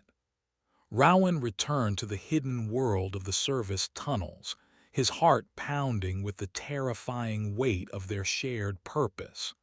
The desperation had not faded, but it was no longer the desperate fear of prey. It was the desperate, focused resolve of hunters. Chapter 10. The Paper Flock. The day was a long, excruciating exercise in deception. Rowan moved through the school like a phantom, using Okaro's map to navigate the dusty, forgotten spaces behind the walls. He watched the life of the school unfold through cracks in panels and grates over vents.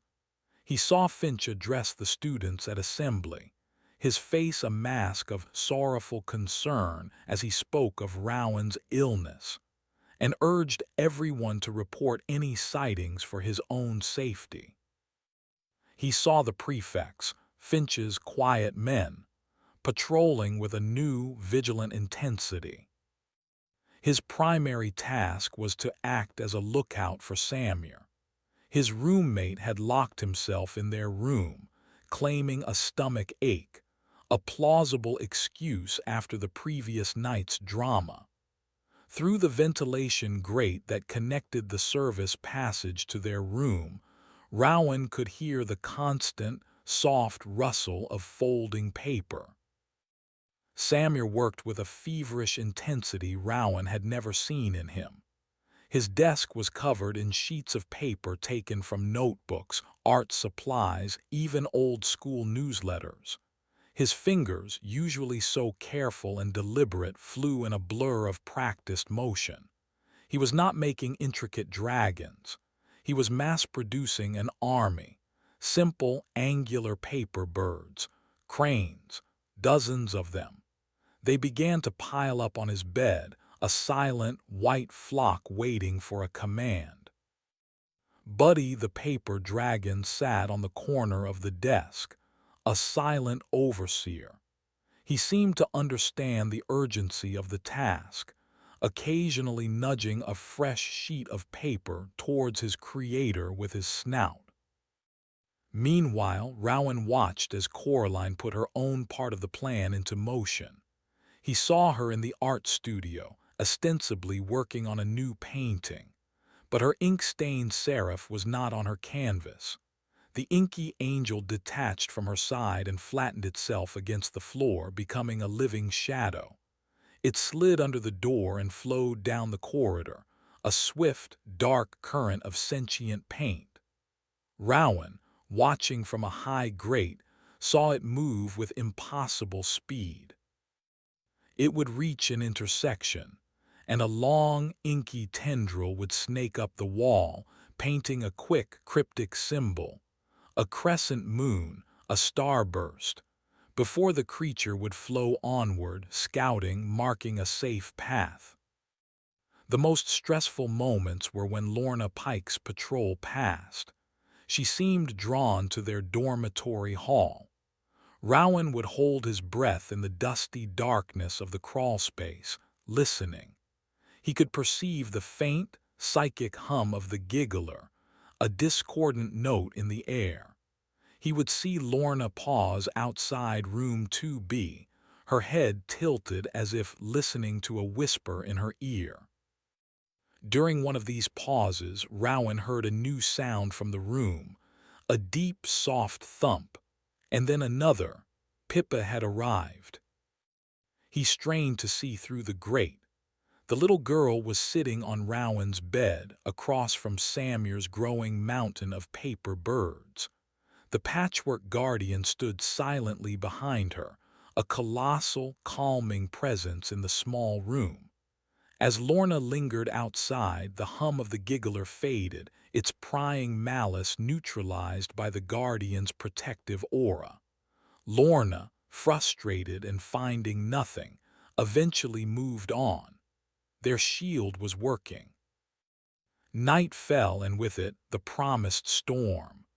The wind began its mournful howl, and rain began to beat a furious tattoo against the school's stone walls. The building groaned and the lights flickered, threatening to plunge them once more into darkness. It was the perfect cover. The team assembled in the dusty, disused attic above the east wing, a place reachable only by a ladder in a forgotten linen closet. It was a forest of thick beams and shrouded furniture, smelling of ages of dust and neglect. Coraline was there, her face pale in the gloom. Samuel arrived clutching a large sack, filled to bursting with his paper creations. Pippa and her guardian were the last to appear, moving with a silence that defied the creature's immense size. "The way is marked," Coraline whispered, her voice tight with tension. "The seraph found a route. It's clear for now, but we have to be fast." Samuel opened his sack and tipped the contents onto the dusty floor. A river of white paper cranes poured out. There were over 100 of them. "Buddy will wake them," Samuel explained. He knelt, placing his original paper dragon in the center of the flock. Buddy unfolded his wings, and a soft, internal glow like moonlight seen through parchment began to emanate from his body. The glow spread, flowing from Buddy into the nearest cranes. One by one, the paper birds began to tremble, to stir. Their folded wings twitched, then stretched. It was a silent, magical awakening. Within a minute, the entire flock was alive. They turned their small, paper heads, their bodies rustling with a collective, whispering sound. They were a single entity, an extension of Buddy's will, awaiting a command. "The North Tower," Samuel said, pointing towards a grimy window at the far end of the attic. "Opposite from the Headmaster's study. I'll release them from there. They'll fly towards the lights. It should draw the patrols." Rowan nodded, his throat tight.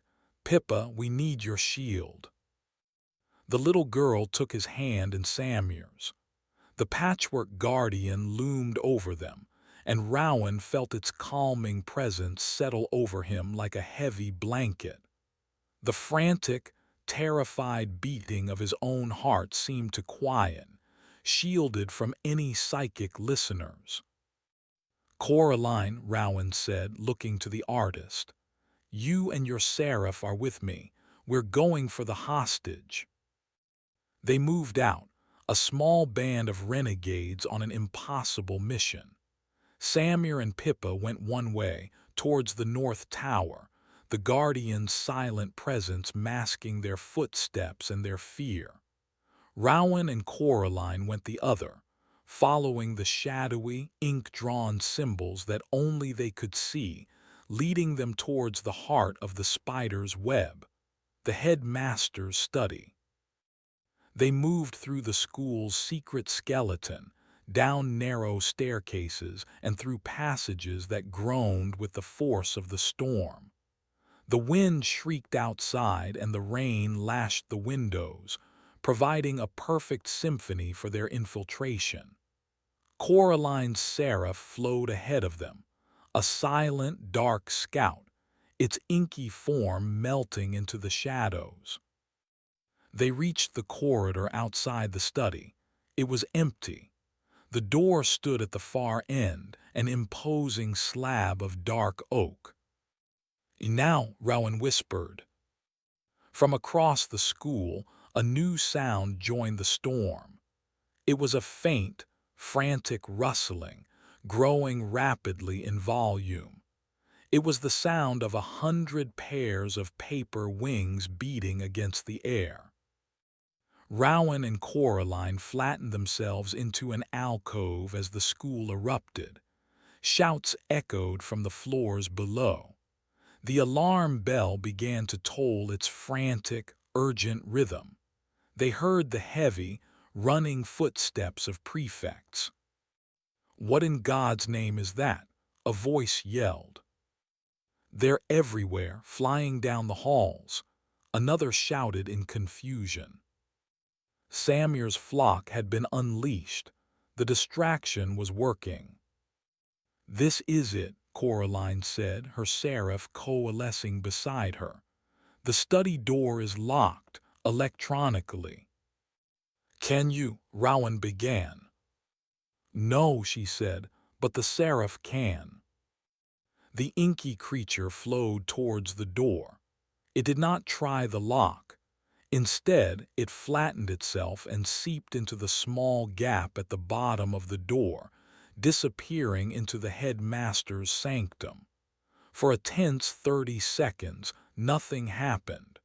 Rowan's heart pounded against the calming shield Pippa's guardian had provided. Then, with a soft click, the electronic lock disengaged. The door swung open a few inches. Rowan and Coraline slipped inside. The study was just as he remembered it. The fire, the books, the suffocating aura of Finch's power, and the hidden panel leading to the archive. Rowan strode to the wall, his hand going directly to the book De Vacuo Animo. He pressed it. The secret door swung open with a groan, revealing the dry, still, papery darkness of the vault. He took a deep breath, the memory of the archivist's violating touch making him feel sick. He clutched the stone in his pocket. "Wait here," he told Coraline. He stepped into the archive. The air was cold and dead. The room was empty. The archivist was not there. It was with Finch, somewhere else in the school, hunting him. He was safe for now. His eyes scanned the shelves, looking for the folio Coraline had described. He saw it on a central lectern, displayed like a sacred text. It was a large, heavy book, bound in a material that was a pale, leathery tan stretched taut over the covers. Human skin. He reached for it, his fingers trembling. This was the heart of Finch's madness, the blueprint for his first and greatest sin. As his fingers brushed against the cover, a wave of intense cold and malice washed over him, completely different from the archivist's intellectual chill. This was visceral, ancient hatred. The book was not just a book. It was an object of immense psychic power, a phylactery containing the echo of the creature's birth. He seized it. The cold intensified, seeping into his hands, up his arms. The book seemed to fight him, to resist being moved. He gritted his teeth and tore it from the lectern. An unholy, silent scream echoed in his mind, a shriek of pure, possessive rage that was not his own. It was Finch. The headmaster knew. He knew someone was in his vault. He knew his most precious treasure had been touched, and he was coming. "We have to go," Rowan yelled, stumbling out of the archive with the terrible book clutched in his arms. "Now." He slammed the secret panel shut just as he heard heavy, running footsteps and furious shouts from the corridor outside. They were out of time. Chapter 11. The Chase and the Chapel. The footsteps in the hall were heavy and fast. The shouts were filled with a cold, disciplined fury. It was Finch, and he was not alone. "There's no way out," Coraline hissed, her eyes wide as she stared at the study door. Her seraph, sensing her panic, flowed up her arm, its inky form coiling around her shoulder like a frightened snake. Rowan clutched the horrific, skin-bound folio to his chest. Its psychic coldness was a sickening weight against his ribs. The headmaster's rage, transmitted through the object, was a pounding headache behind his eyes. He scanned the room, his mind racing, searching for an escape Okaro's map had not shown. The books, the desk, the fire, the bay window. It was a crazy, desperate thought. The study was in the main spire, 3 stories up. Below the window was a narrow, ornamental stone ledge, slick with rain, and beyond that, nothing but a dizzying drop to the flagstones of the central courtyard. "The window," Rowan said, his voice tight. Coraline followed his gaze and her face went pale. "You're insane. The storm." "It's the only way," he countered. "They're expecting us to go down. They won't look up." The handle on the study door rattled violently. A key scraped in the lock. They had seconds. Rowan ran to the large bay window and wrestled with the heavy brass latch. It was stiff from disuse, but with a surge of adrenaline, he forced it open. A ferocious gust of wind and rain blasted into the room, sending papers flying from Finch's desk and making the fire in the grate roar and spit. The roar of the storm filled the study, a chaotic, wild sound of freedom. The study door burst open. Dr. Finch stood there, his face a mask of incandescent rage. His perfectly styled hair was disheveled, and his eyes burned with a terrifying, predatory light. Flanking him were 2 of his strongest prefects, their faces blank, their eyes holding that same ancient, hollowed-out look. And behind them, coalescing in the hallway, was a rustling, whispering whirlwind of parchment and ink. The archivist. "You will not take what is mine," Finch snarled, his voice a low, guttural threat. Rowan didn't hesitate. He scrambled onto the windowsill, the folio clutched under one arm, the wind tearing at him, trying to throw him back into the room. "Coraline, go," he yelled. For a second she was frozen, torn between 2 impossible terrors. Then her survival instinct won. She clambered up beside him. Below them, the courtyard stones looked impossibly far away. The wind howled, trying to rip them from their precarious perch. The archivist surged into the room, its paper form moving faster than Rowan had ever seen it. It was not walking, it was flowing, a tidal wave of sentient thought and fury. Rowan and Coraline threw themselves out of the window, their feet landing with a jarring impact on the narrow, slippery stone ledge. Rowan's foot slipped on a patch of wet moss, and he fell to one knee, his life held in balance by the frantic grip of his fingers on the window frame.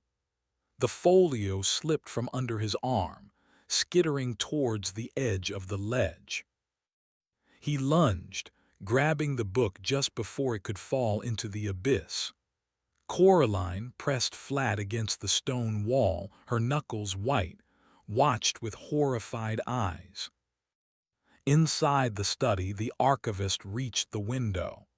It was too large to fit through, but its scroll-like fingers extended, stretching, reaching for them for the stolen folio. Finch appeared behind it, his face contorted with fury, urging his creation on. "My seraph," Coraline gasped. Her inky tulpa flowed from her shoulder onto the wall. It was no longer a creature of melancholy, but a weapon of desperation. It spread its form, painting the stone around the window with a thick, viscous layer of living ink. The archivist's fingers touched the ink, and it recoiled, its paper form absorbing the wetness, becoming stained and soggy. The ink was not just paint. It was a psychic extension of Coraline's will, and it screamed defy at the paper creature. They began to sidle along the ledge, their backs scraping against the rough, cold stone of the spire, the wind threatening to peel them off at any moment. Below, the courtyard was a dizzying vortex of swirling rain. The sounds of the alarm bell and the paper birds were lost in the immediate, overwhelming roar of the storm. "The chapel is on the other side of the courtyard," Rowan shouted over the wind, pointing with his chin. "We have to get to the roof." He looked up. The spire tapered above them, but a line of carved grotesques offered a series of precarious handholds. It was a climb that would have been suicidal even in broad daylight. In the lashing rain and howling wind of the storm, it was an act of madness. They climbed. Every handhold was slick and treacherous. Every gust of wind threatened to tear them from the wall. Rowan went first, the heavy folio tucked into the front of his coat, its coldness a constant, sickening reminder of what was at stake. Coraline followed, her seraph flowing along the wall beside her, its inky tendrils occasionally darting out to test a handhold, to give her a moment of extra, supernatural grip. They reached the base of the chapel roof, their fingers raw, their bodies shaking with cold and exertion. The chapel was an older, separate part of the school, its slate roof slick and steep. At its peak was a small, stone bell tower. They scrambled onto the roof, sliding down the steep angle until their feet hit the guttering that ran along the edge of the courtyard wall. From their new vantage point, they could see the school in chaos. Lights were on everywhere. Prefects and their tulpas ran through the courtyard below, their attention still focused on Samir's paper flock, which was now a battered, soggy mess being swept into corners by the wind. No one had looked up. No one had seen them. But their escape had not gone unnoticed by Finch. A light appeared in a window on the other side of the spire, then another.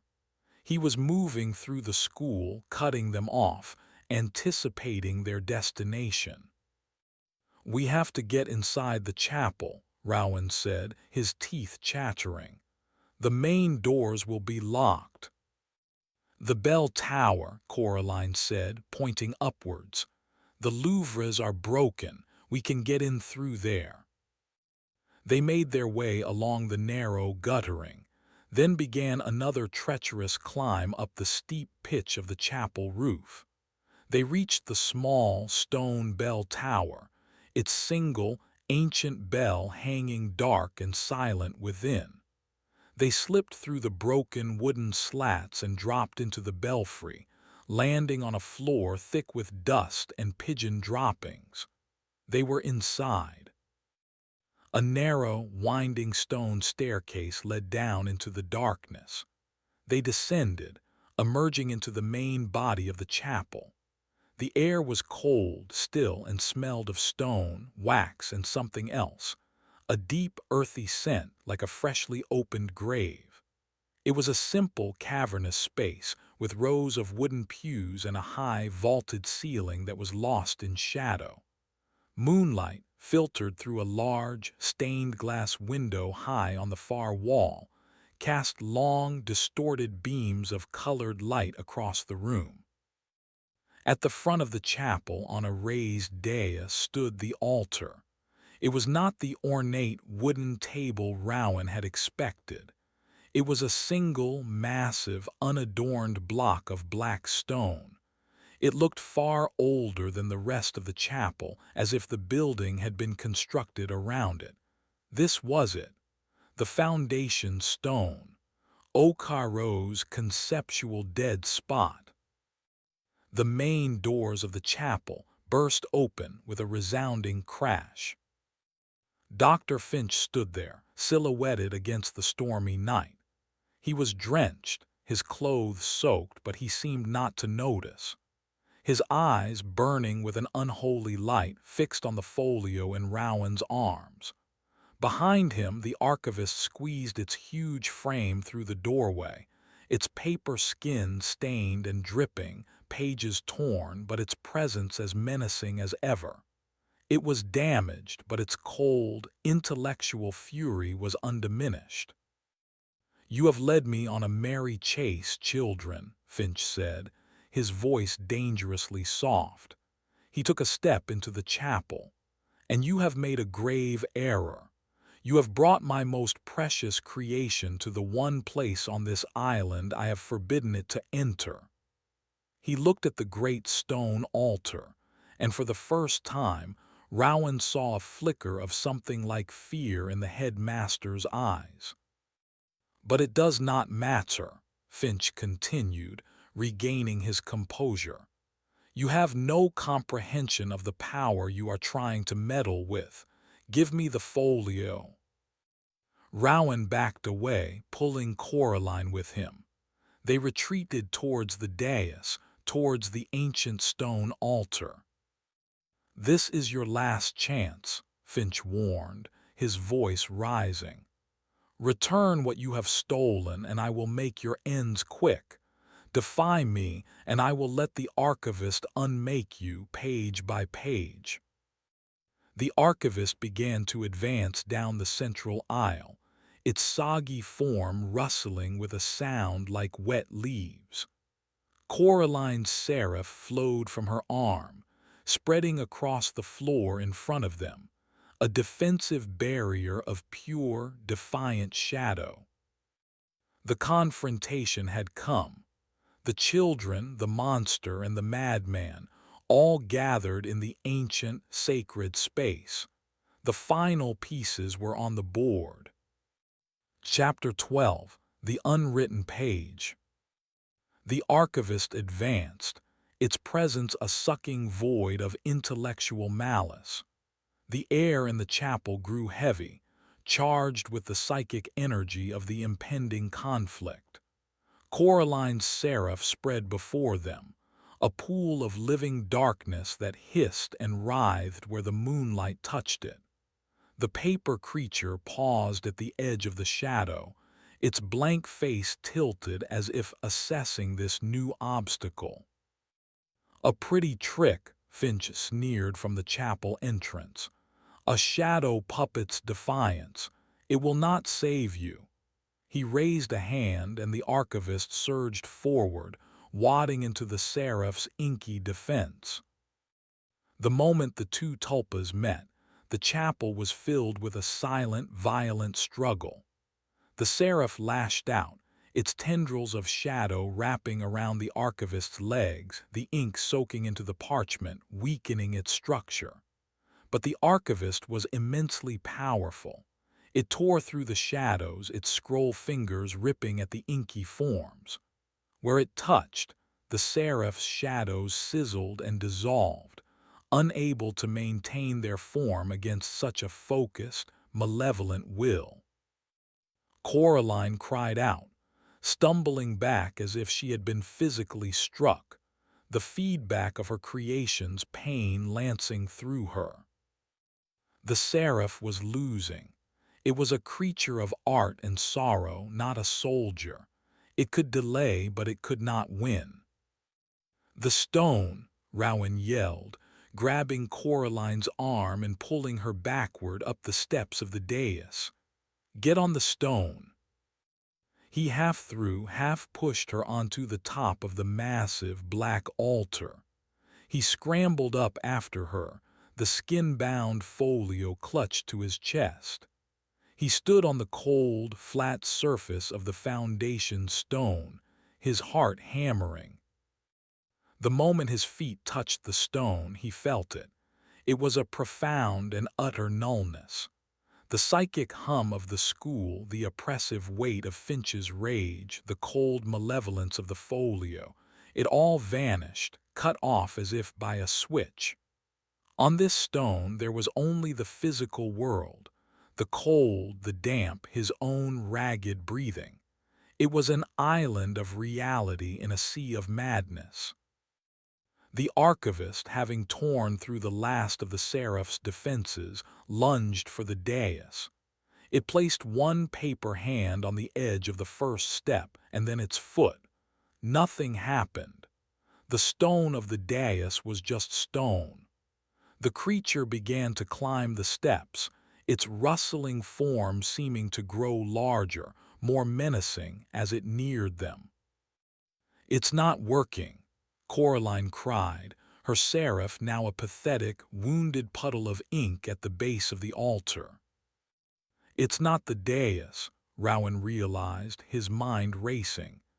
"It's just this one stone, the altar itself." The archivist reached the top of the dais. It loomed over them, its blank face a canvas of pure, intellectual hatred. It raised its hand to seize the folio, to seize them, to unmake them. "Rowan!" Coraline screamed.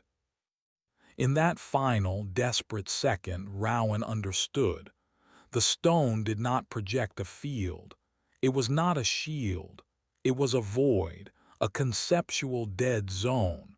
To be safe, the creature had to touch it.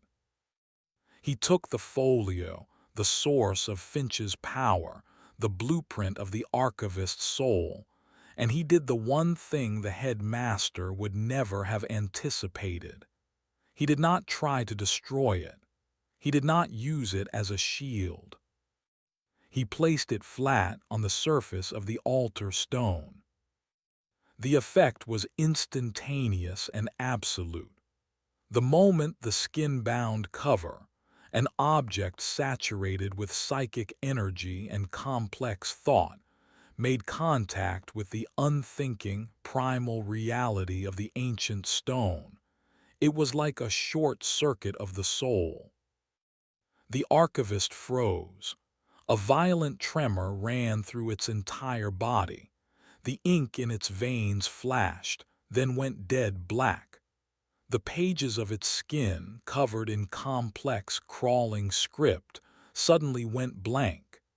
Every word, every diagram, every trace of knowledge and identity was wiped clean, sucked into the conceptual void of the stone. The creature didn't scream. It didn't explode. It simply stopped. Its form became limp, a life-sized, hollow statue made of blank, meaningless paper. The animating will, the vast and ancient consciousness was gone, erased. At the entrance to the chapel, Finch let out a terrible, agonized shriek. It was not a sound of anger, but of profound loss. He clutched his head, his knees buckling. "No, no," he wailed, as 50 years of his life, his intellect, his very soul, which he had poured into his creation, was annihilated in an instant. The feedback was catastrophic. Severing the connection had not just hurt him, it had broken him. His eyes rolled back in his head, and he collapsed onto the stone floor, unconscious. A silence. The only sounds were the wind and the rain outside, and the ragged, gasping breaths of Rowan and Coraline. On the altar, the folio lay open, its pages utterly blank. The archivist stood before them, a hollow paper man, a book that had been unwritten. Suddenly a new sound echoed in the chapel, the soft but determined thump, thump, thump of a heavy, steady tread. Pippa and Samir appeared in the open doorway. Behind them stood the patchwork guardian, its button eyes surveying the scene. It saw the unconscious form of Finch, the blank statue of the archivist, and the two children trembling on the altar. Its duty done, it simply stood, a silent, comforting monument of protection. Rowan slid off the altar, his legs weak. He looked at the paper shell of the monster he had feared for so long. It was just paper now, harmless, meaningless. Across the school, a change was taking place. In the corridors, the quiet men, the prefects, the hollowed-out students stopped in their tracks. They looked down at their hands, a flicker of confusion in their ancient, empty eyes. The will that had been animating them, a low-level broadcast from Finch's mind, was gone. They were not cured, not yet, but they were untethered, lost. And in her dormitory, Lorna Pike screamed in frustration. The whispers in her ear had stopped. The giggler, a tulpa that fed on the ambient malice curated by Finch, had suddenly gone quiet, its power source cut off. Rowan walked over to the unconscious headmaster. He was just an old man now, his face slack, his breathing shallow. He was broken, his mind shattered by the destruction of his life's work. "What do we do now?" Samir asked, his voice filled with awe as he stared at the scene. Rowan looked around the ancient chapel at his small band of friends. The artist, the engineer, the protector, and him, the empty room. He finally understood what Okaro meant. You had to hold tight to what was yours. The headmaster had tried to furnish his mind with a nightmare. But in the end, the simple, solid reality of a stone, the fierce loyalty of a friend, the selfless love that created a patchwork giant, those were the things that had filled the space instead. "We call the police," Rowan said, a sense of impossible, weary calm settling over him. "We tell them everything."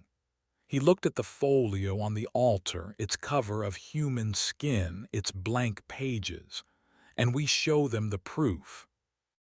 The tide was turning. The waters that had trapped them on the island were beginning to recede, revealing the causeway, the fragile, scarred road that led back to the world.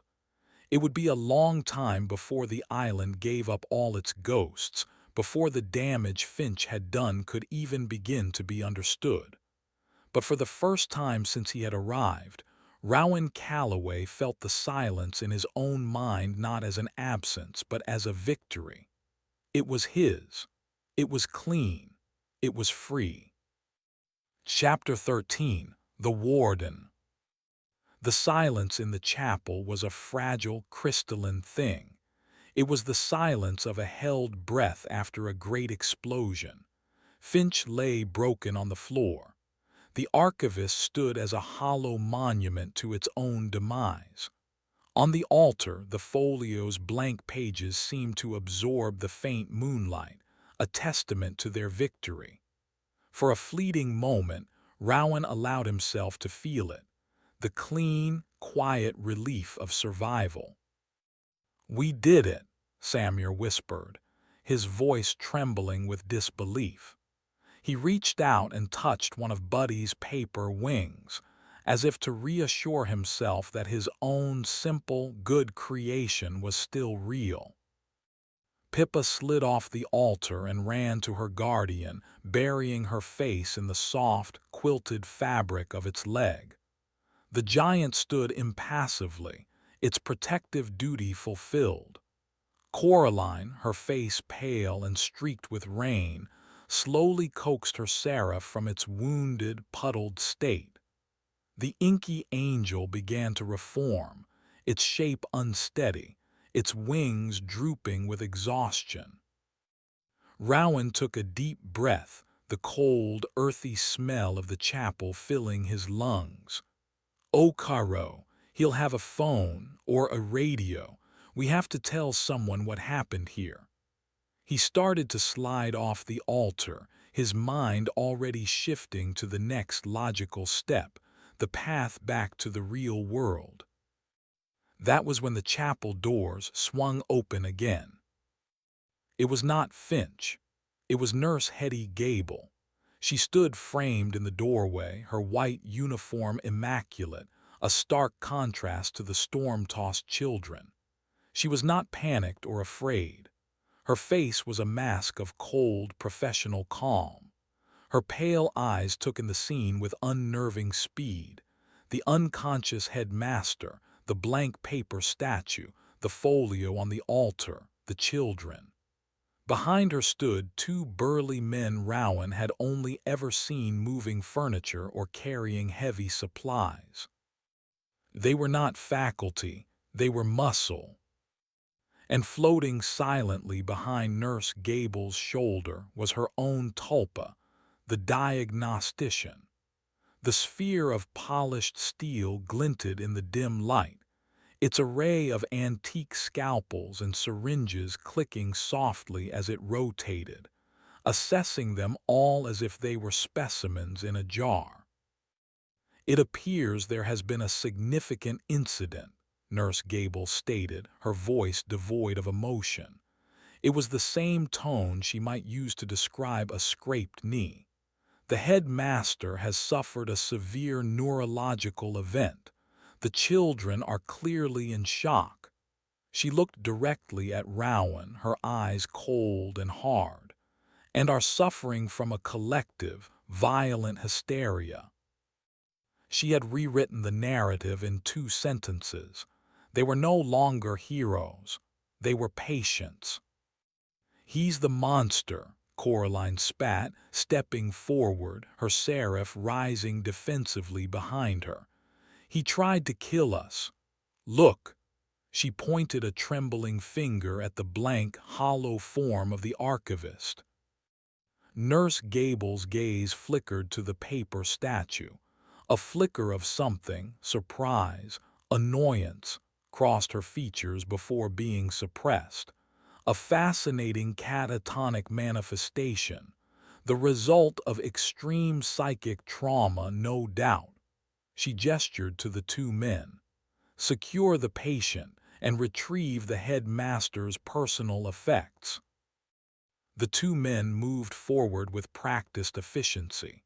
One knelt by Finch, checking his pulse before lifting the unconscious man with an easy grunt. The other strode onto the dais, his heavy boots echoing on the stone. He snatched the blank folio from the altar. Rowan instinctively took a step to stop him, but the man was built like a brick wall, and his eyes were flat and empty.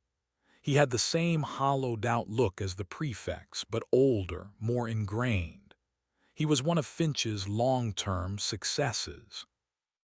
"You can't," Rowan pleaded, looking to the nurse. "That book, it's evidence." "It is the property of the headmaster," Nurse Gable corrected him smoothly, "and it will be kept safe along with him in the infirmary's secure wing." She then turned her placid, terrifying gaze on the children. "And so will you.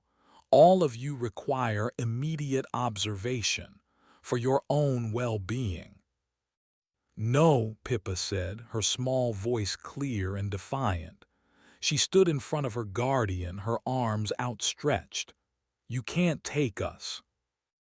The patchwork guardian took a half-step forward, its immense size filling the space, its button eyes fixed on the two orderlies. It was a clear, silent threat.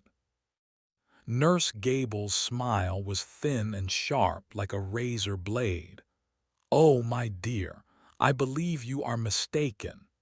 She nodded at the second orderly, the one not carrying Finch. He reached inside his coat and produced a long metal object. It was a fire extinguisher filled with CO2.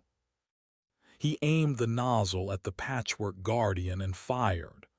A thick, white cloud of freezing, pressurized gas blasted out, engulfing the giant's upper body.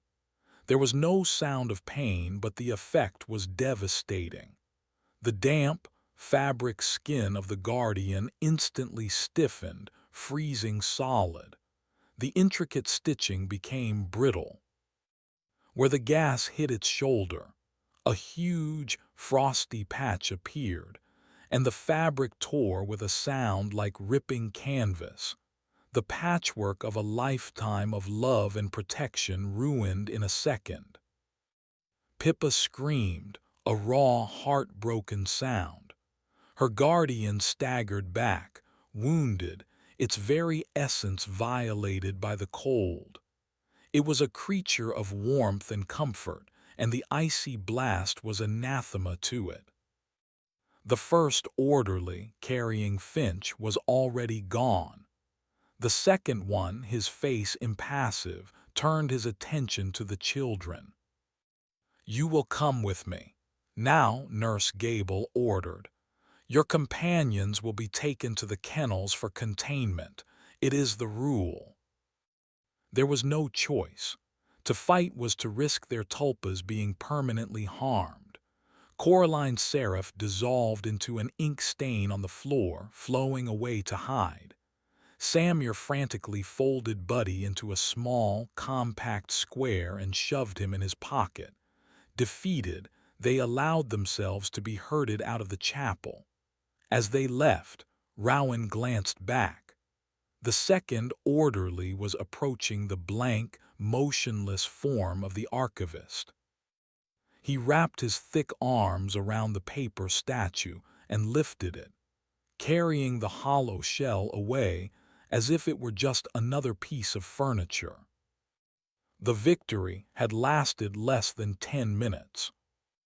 The infirmary was a cold, sterile prison of white tiles and locked doors. They were stripped of their wet clothes and given thin, gray cotton gowns. Their pockets were emptied. Rowan Stone, his anchor, was taken and dropped into a small metal box with a dismissive clink. They were separated. Rowan and Samuel were put in one small observation room, Coraline in another across the hall. Pippa was taken away to a different section, the pediatric ward, Nurse Gable had called it, her voice dripping with false concern. The door to their room was solid steel, with a small barred window and a slot at the bottom. A single, bare bulb covered by a wire cage hummed in the ceiling. There were 2 cots with thin mattresses. It was a cell. Rowan rushed to the door, gripping the bars on the window. He could see Coraline's pale face staring back at him from the room opposite. And patrolling the corridor between them was Nurse Gable's diagnostician. The sphere of polished steel floated silently, its medical instruments retracted but its purpose clear. It was a silent, unblinking guard. A small panel in their door slid open, and Nurse Gable's face appeared. "You will rest now," she said. "We will begin your treatment in the morning, a course of sedatives and therapeutic conversation to help you distinguish between fantasy and reality." "You're the fantasy," Rowan shot back, his voice shaking with helpless rage. "Finch, the archivist, this whole place, it's a lie." Nurse Gable's smile did not waver. "Delightful," she said, as if he had paid her a compliment. "Such a rich narrative, we will have much to deconstruct." The panel slid shut. The quiet hum of the caged light and the silent, floating presence of the steel sphere in the hall were the only answer. The triumph in the chapel felt like a dream. The cold, sterile reality of the infirmary was the nightmare they had woken up into. They were trapped, disarmed, and their enemy was not a raging monster, but a calm, smiling woman in white who held the keys and the syringes, and who truly believed she was doing the right thing. Chapter 14. An Infirmary of Whispers. Time in the infirmary moved like molasses. There were no clocks, only the shift from the dim light of day through the high, barred windows to the sterile, 24-hour hum of the caged bulb in the ceiling. Their lives were reduced to a rhythm of metal trays of bland food pushed through the slot in the door, and Nurse Gable's therapeutic conversations. She would visit twice a day, her diagnostician hovering silently behind her. She never raised her voice. She never threatened. She would sit on a small stool, her hands folded primly in her lap, and she would talk in her calm, reasonable voice. She dismantled their reality piece by piece. The storm was quite severe, she would say to Rowan. It's common for suggestible minds to experience heightened anxiety and even hallucinations during such events. The idea of a chase on the rooftops. It's a classic stress-induced delusion, don't you think? To Samir, she would be even more insidious. Your attachment to your paper creations is very strong. When you saw Rowan in such a distressed state, your subconscious simply manufactured a threat, the archivist, to validate your friend's fears. It was an act of empathy, really. Misguided but empathetic. She tried to turn them against each other, to isolate them in their own minds. But they held firm. They would sit in silence, refusing to engage, a small, stubborn pact of resistance. In the moments they were alone, they would whisper through the food slot, comparing notes, reinforcing the truth of what they had experienced. Their greatest fear was for Pippa. They had not seen her since they were brought to the infirmary. "She is resting," was all Nurse Gable would say. "She was the most traumatized. She requires a quiet, isolated environment to recover." The words were meant to be reassuring, but they painted a picture of a small girl, alone and terrified, separated from her only protector. The other residents of the infirmary were the quiet men, the prefects and older students who had been Finch's puppets. They were housed in rooms down the hall, and occasionally Rowan would see them being led by orderlies. They were ghosts. They moved with a shambling, uncertain gait, their eyes vacant, their tulpas either gone completely or flickering at their sides like weak, unstable apparitions. The girl with the marble gargoyle now had only a gray, misshapen lump of what looked like wet clay hovering at her shoulder. It would occasionally try to form into a wing or a claw before collapsing back into itself. They were the true victims. They were living proof of what Finch had done, and Nurse Gable was trying to sweep them under the rug, labeling them as long-term catatonia cases. Rowan watched them, and a profound, aching pity mixed with his fear.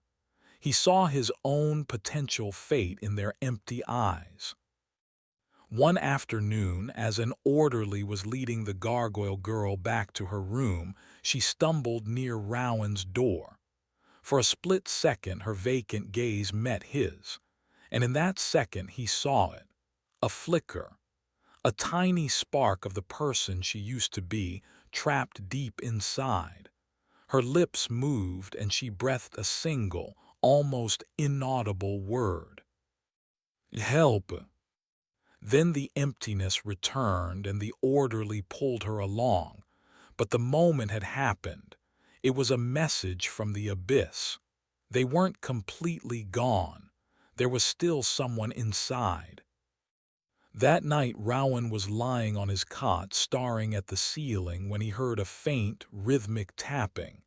It was coming from the ventilation grate near the floor. It was a slow, deliberate pattern. Tap, tap, tap, tap, tap, tap, tap. He slid off the cot and pressed his ear to the cold metal. He knew the pattern. It was the rhythm Okaro used when tamping down soil around a new plant. It was a signal. He whispered into the grate, "Okaro." A low, rumbling voice distorted by the metal duct came back. "The warden has you in her cage. Are you well, boy?" "We're alive," Rowan whispered back, tears of relief welling in his eyes. "She has Pippa, we don't know where."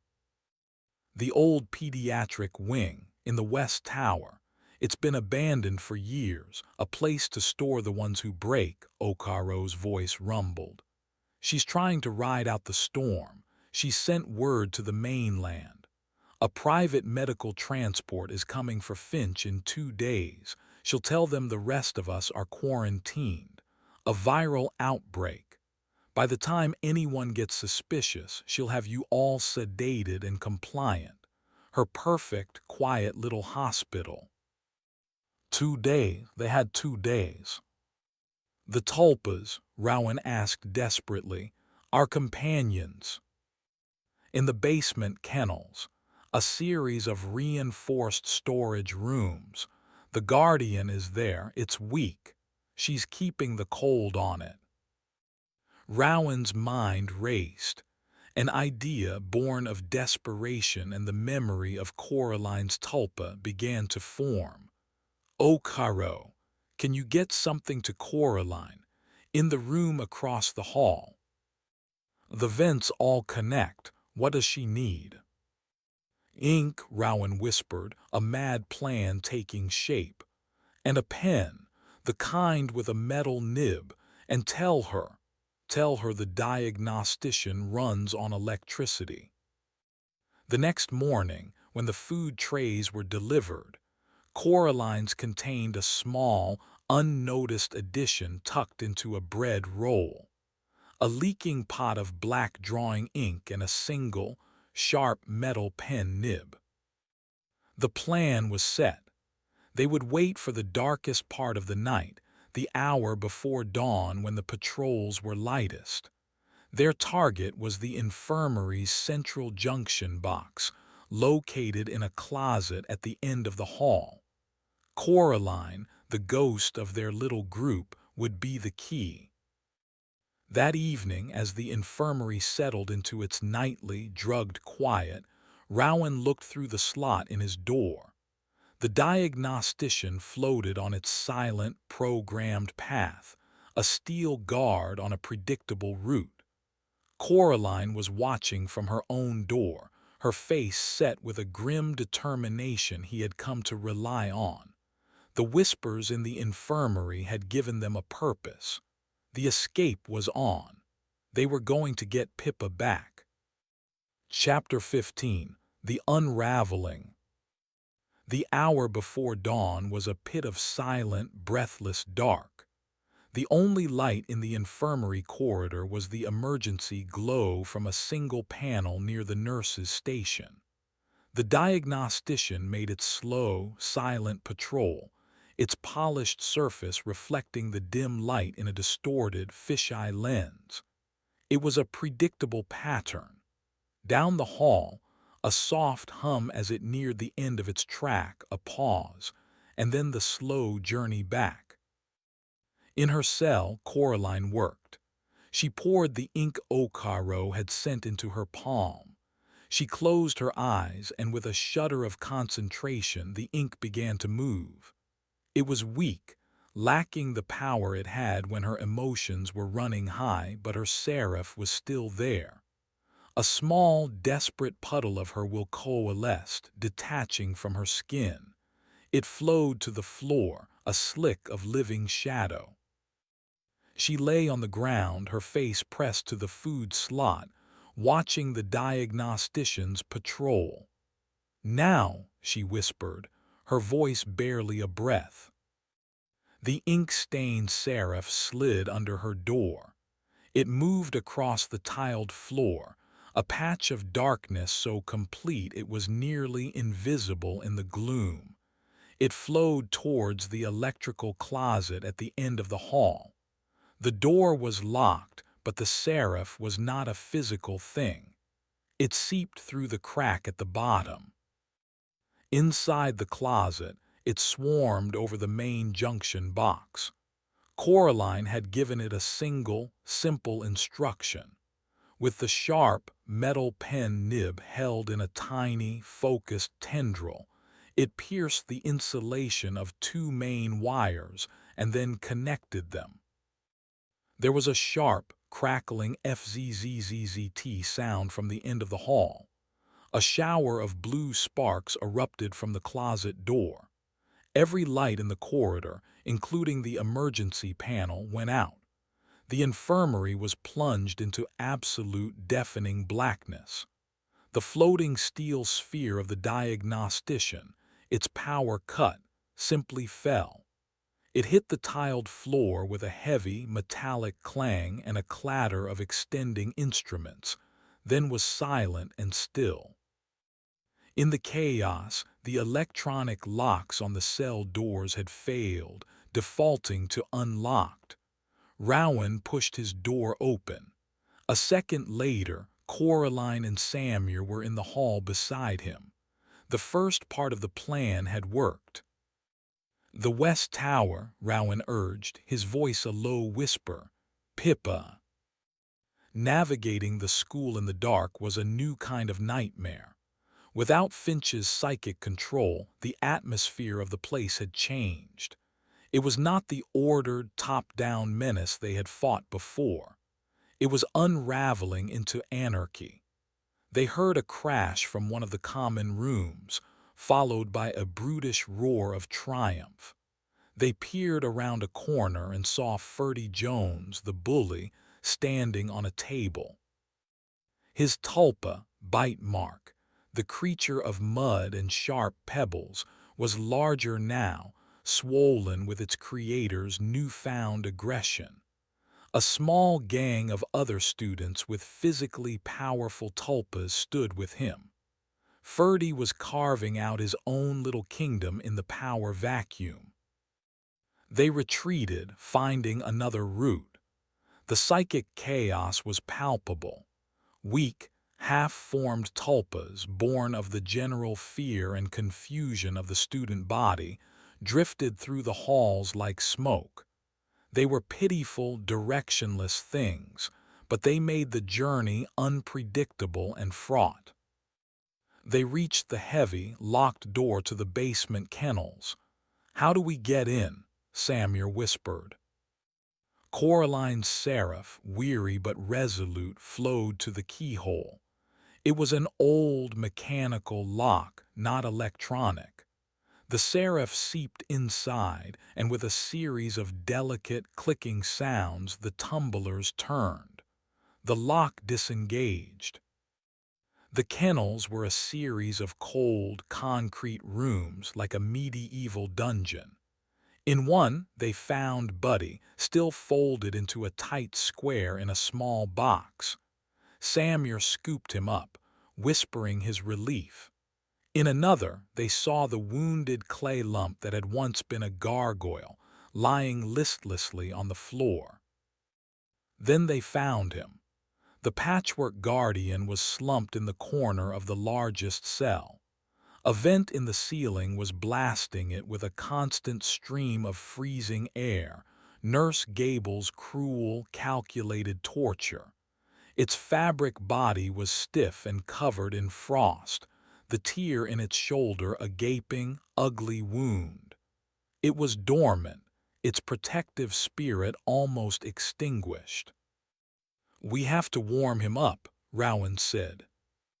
They worked together, rubbing its huge, frozen limbs, trying to bring life back to the fabric. It seemed hopeless. It was Samuel who had the idea. He unfolded Buddy and placed the paper dragon on the guardian's chest. "Buddy," he whispered, "share your light." The paper dragon began to glow, its soft, internal light pulsing with warmth. It was not a physical heat, but a psychic one, a warmth of loyalty, friendship, and hope. The glow spread from Buddy into the frozen form of the guardian. Slowly, miraculously, the frost began to melt. The stiff fabric softened. The hulking creature stirred, a deep, shuddering tremor running through its body. Its button eyes, which had been dull and lifeless, began to regain their deep, dark luster.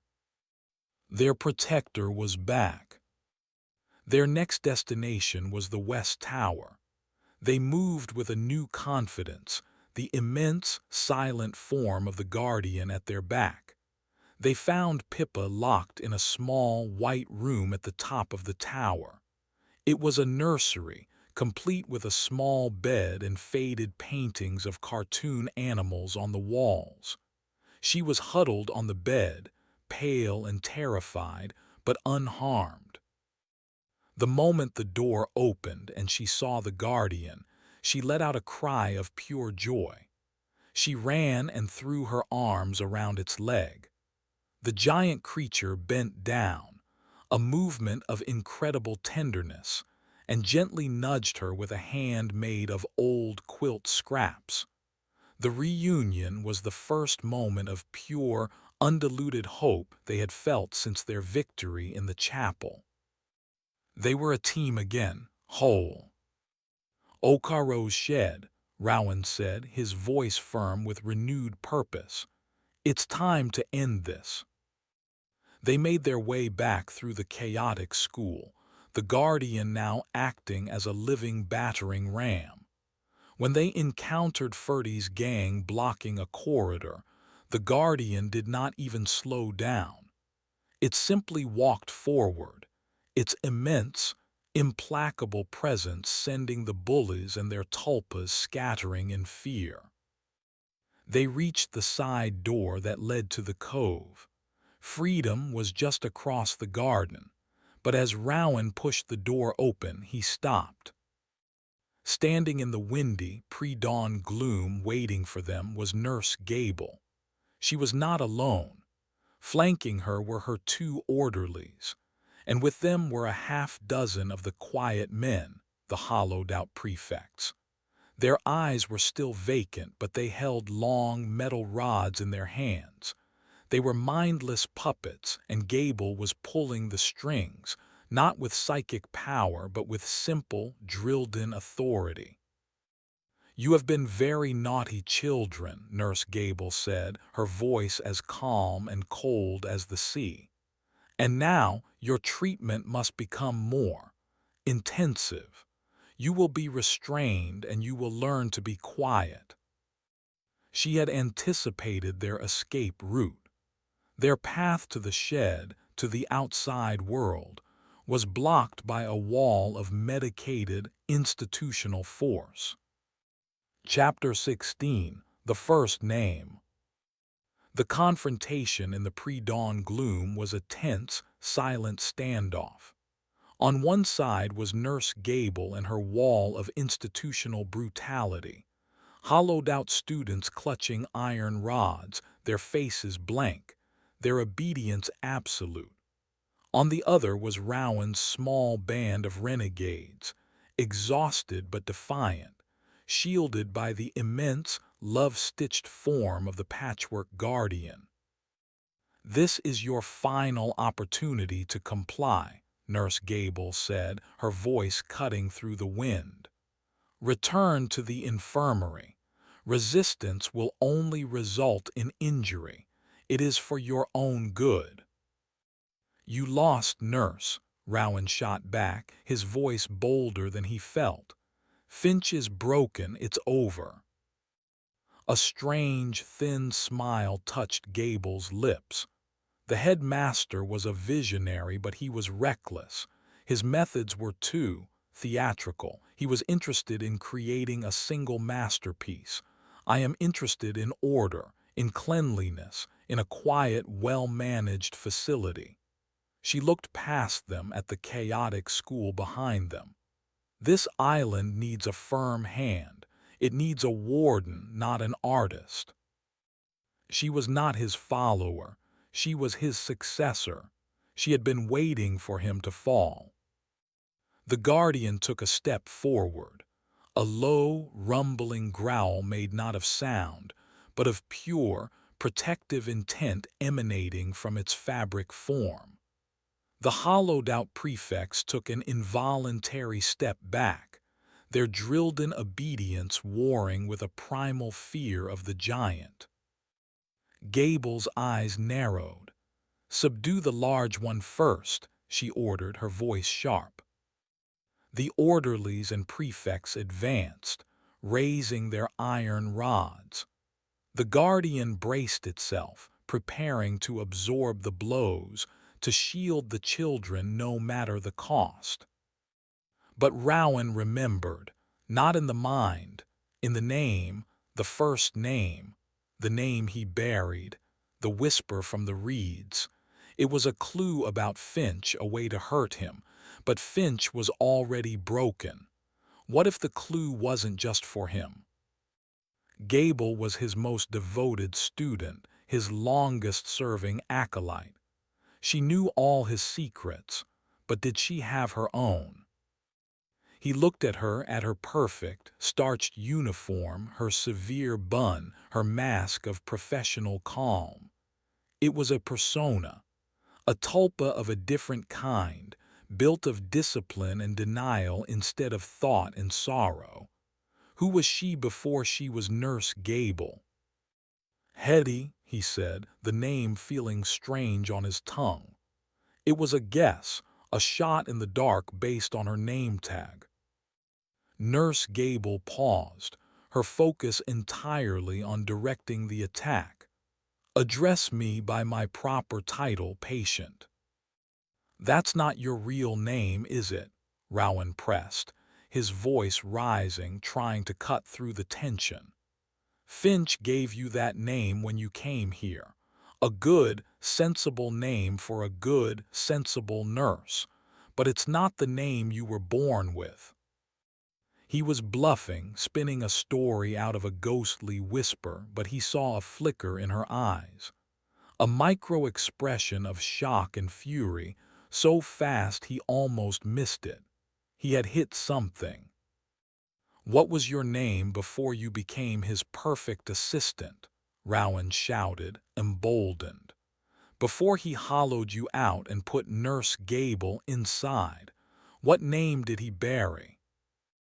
Silence him, Gable shrieked, her mask of calm finally cracking, revealing the raw, furious insecurity beneath.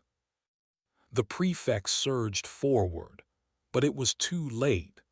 Rowan's words had found a crack in the foundation of her identity, and in that moment of distraction, another player entered the game. From the side of the building, a dark, shambling figure emerged, Mr. Okaro. He was not alone. Behind him were a dozen students, not the bullies or the prefects. These were the quiet ones, the scared ones, the ones whose tulpas were weak or strange. The boy with the cogwork weaver spider, the girl with the dissonant melody, the boy whose companion was a sad, shambling thing of roots and soil. Okaro had not just been waiting, he had been gathering the forgotten. The soil is not yours, warden, the old groundskeeper growled, holding a heavy, sharp-bladed spade like a weapon. The children are not yours. Gable spun around, her face a mask of fury at this unexpected rebellion. Her carefully constructed order was collapsing into open revolt. Her control, which relied on perceived authority and isolation, was shattering. Julius, a new voice said. It was Coraline. She was staring at Nurse Gable, her eyes narrowed in concentration. Your name, it was Julius. Rowan stared at her. How? The seraph, Coraline whispered back, her inky angel swirling at her feet. It was in her office. It saw her personnel file, the original one from when she first arrived 50 years ago. A troubled teenage boy named Julius, sent here for treatment. The revelation hung in the air, a shocking, paradigm-shifting truth. Nurse Gable was not just a successor. She was one of them, the first one. Finch's first cured patient. He hadn't just hollowed her out. He had remade her entirely, burying the boy she was under the starched, female persona of the perfect nurse. At the sound of that name, Julius, The woman who called herself Hetty Gable flinched as if struck. A deep, guttural sound of anguish and rage tore from her throat. Her tulpa, the polished steel diagnostician which had been retrieved and reactivated, began to flicker and spark. Its form destabilized, its cool, clinical precision overwhelmed by the sudden, volcanic eruption of its creator's buried identity. The prefects, their puppet master distracted, faltered. They looked at the iron rods in their hands, then at Okaro's small, determined army, and then at the towering, silent form of the patchwork guardian. Their programming was broken. They were just confused, lost teenagers. They began to back away, dropping their weapons. "No!" Gable screamed, her voice a raw, unrecognizable sound, a mix of male and female registers. "I am in control, I am." But she was not. The diagnostician spasmed violently, its instruments lashing out. It was no longer a tool of precision medicine. It was a flailing, dying thing, a manifestation of a personality tearing itself apart. With a final, violent crack, the sphere exploded, showering the courtyard in a rain of hot metal and shattered steel. Hetty Gable collapsed to her knees, clutching her head. The calm, severe mask was gone forever, replaced by the face of a terrified, tormented soul finally breaking free after 50 years of suppression. She began to weep deep, ragged sobs of profound, bottomless grief for a life that had been stolen. It was over, not with a bang, but with the quiet, tragic unraveling of a broken human being.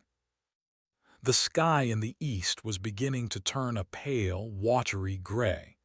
The tide was fully out, and the causeway was a solid, waving ribbon of hope leading back to the mainland. In the distance, they could hear the faint, approaching sound of a boat's engine.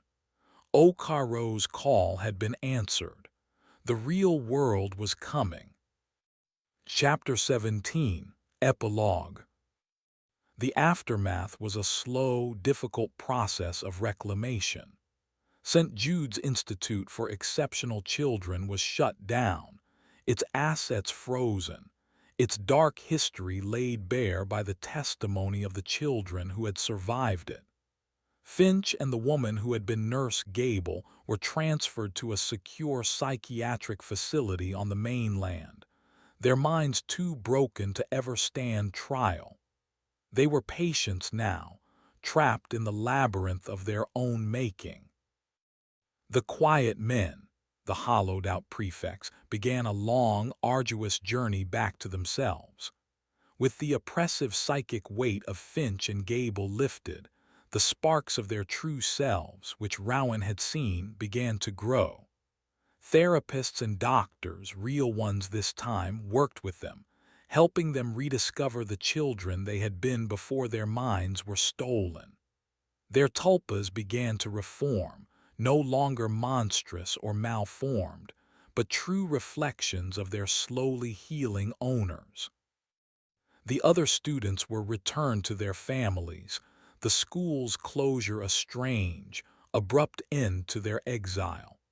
The world now had to grapple with the reality of these children and their thought-formed companions.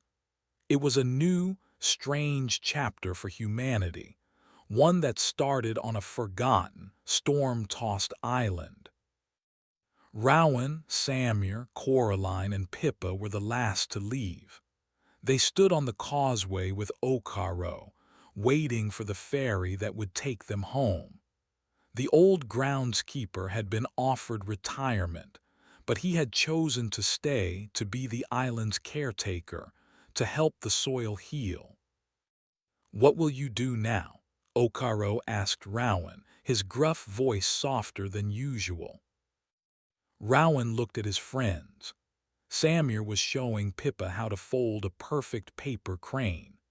Buddy the dragon and the patchwork guardian sat together on the rocks, a silent, impossible pair, one made of fragile paper, the other of soft cloth, both forged from the strongest materials in the universe, friendship and love. Coraline stood by the water's edge, her ink-stained seraph soaring on the wind, no longer a creature of pure sorrow, but of a sad, beautiful, and profound grace. He looked at his own hands. He still had no tulpa. The space inside his mind was still quiet, but it was not empty. It was filled with the memory of his friends, with the weight of their shared victory, with the knowledge that he was stronger than any monster. "I don't know," Rowan said, and for the first time the words were not filled with anxiety but with possibility. "I guess I'll just see what's next." He smiled. The silence was his own, and it was waiting for him to write his own story on his own terms, one word at a time. The ferry arrived, its horn blowing a loud, clear note of welcome across the water. It was time to go home. The end.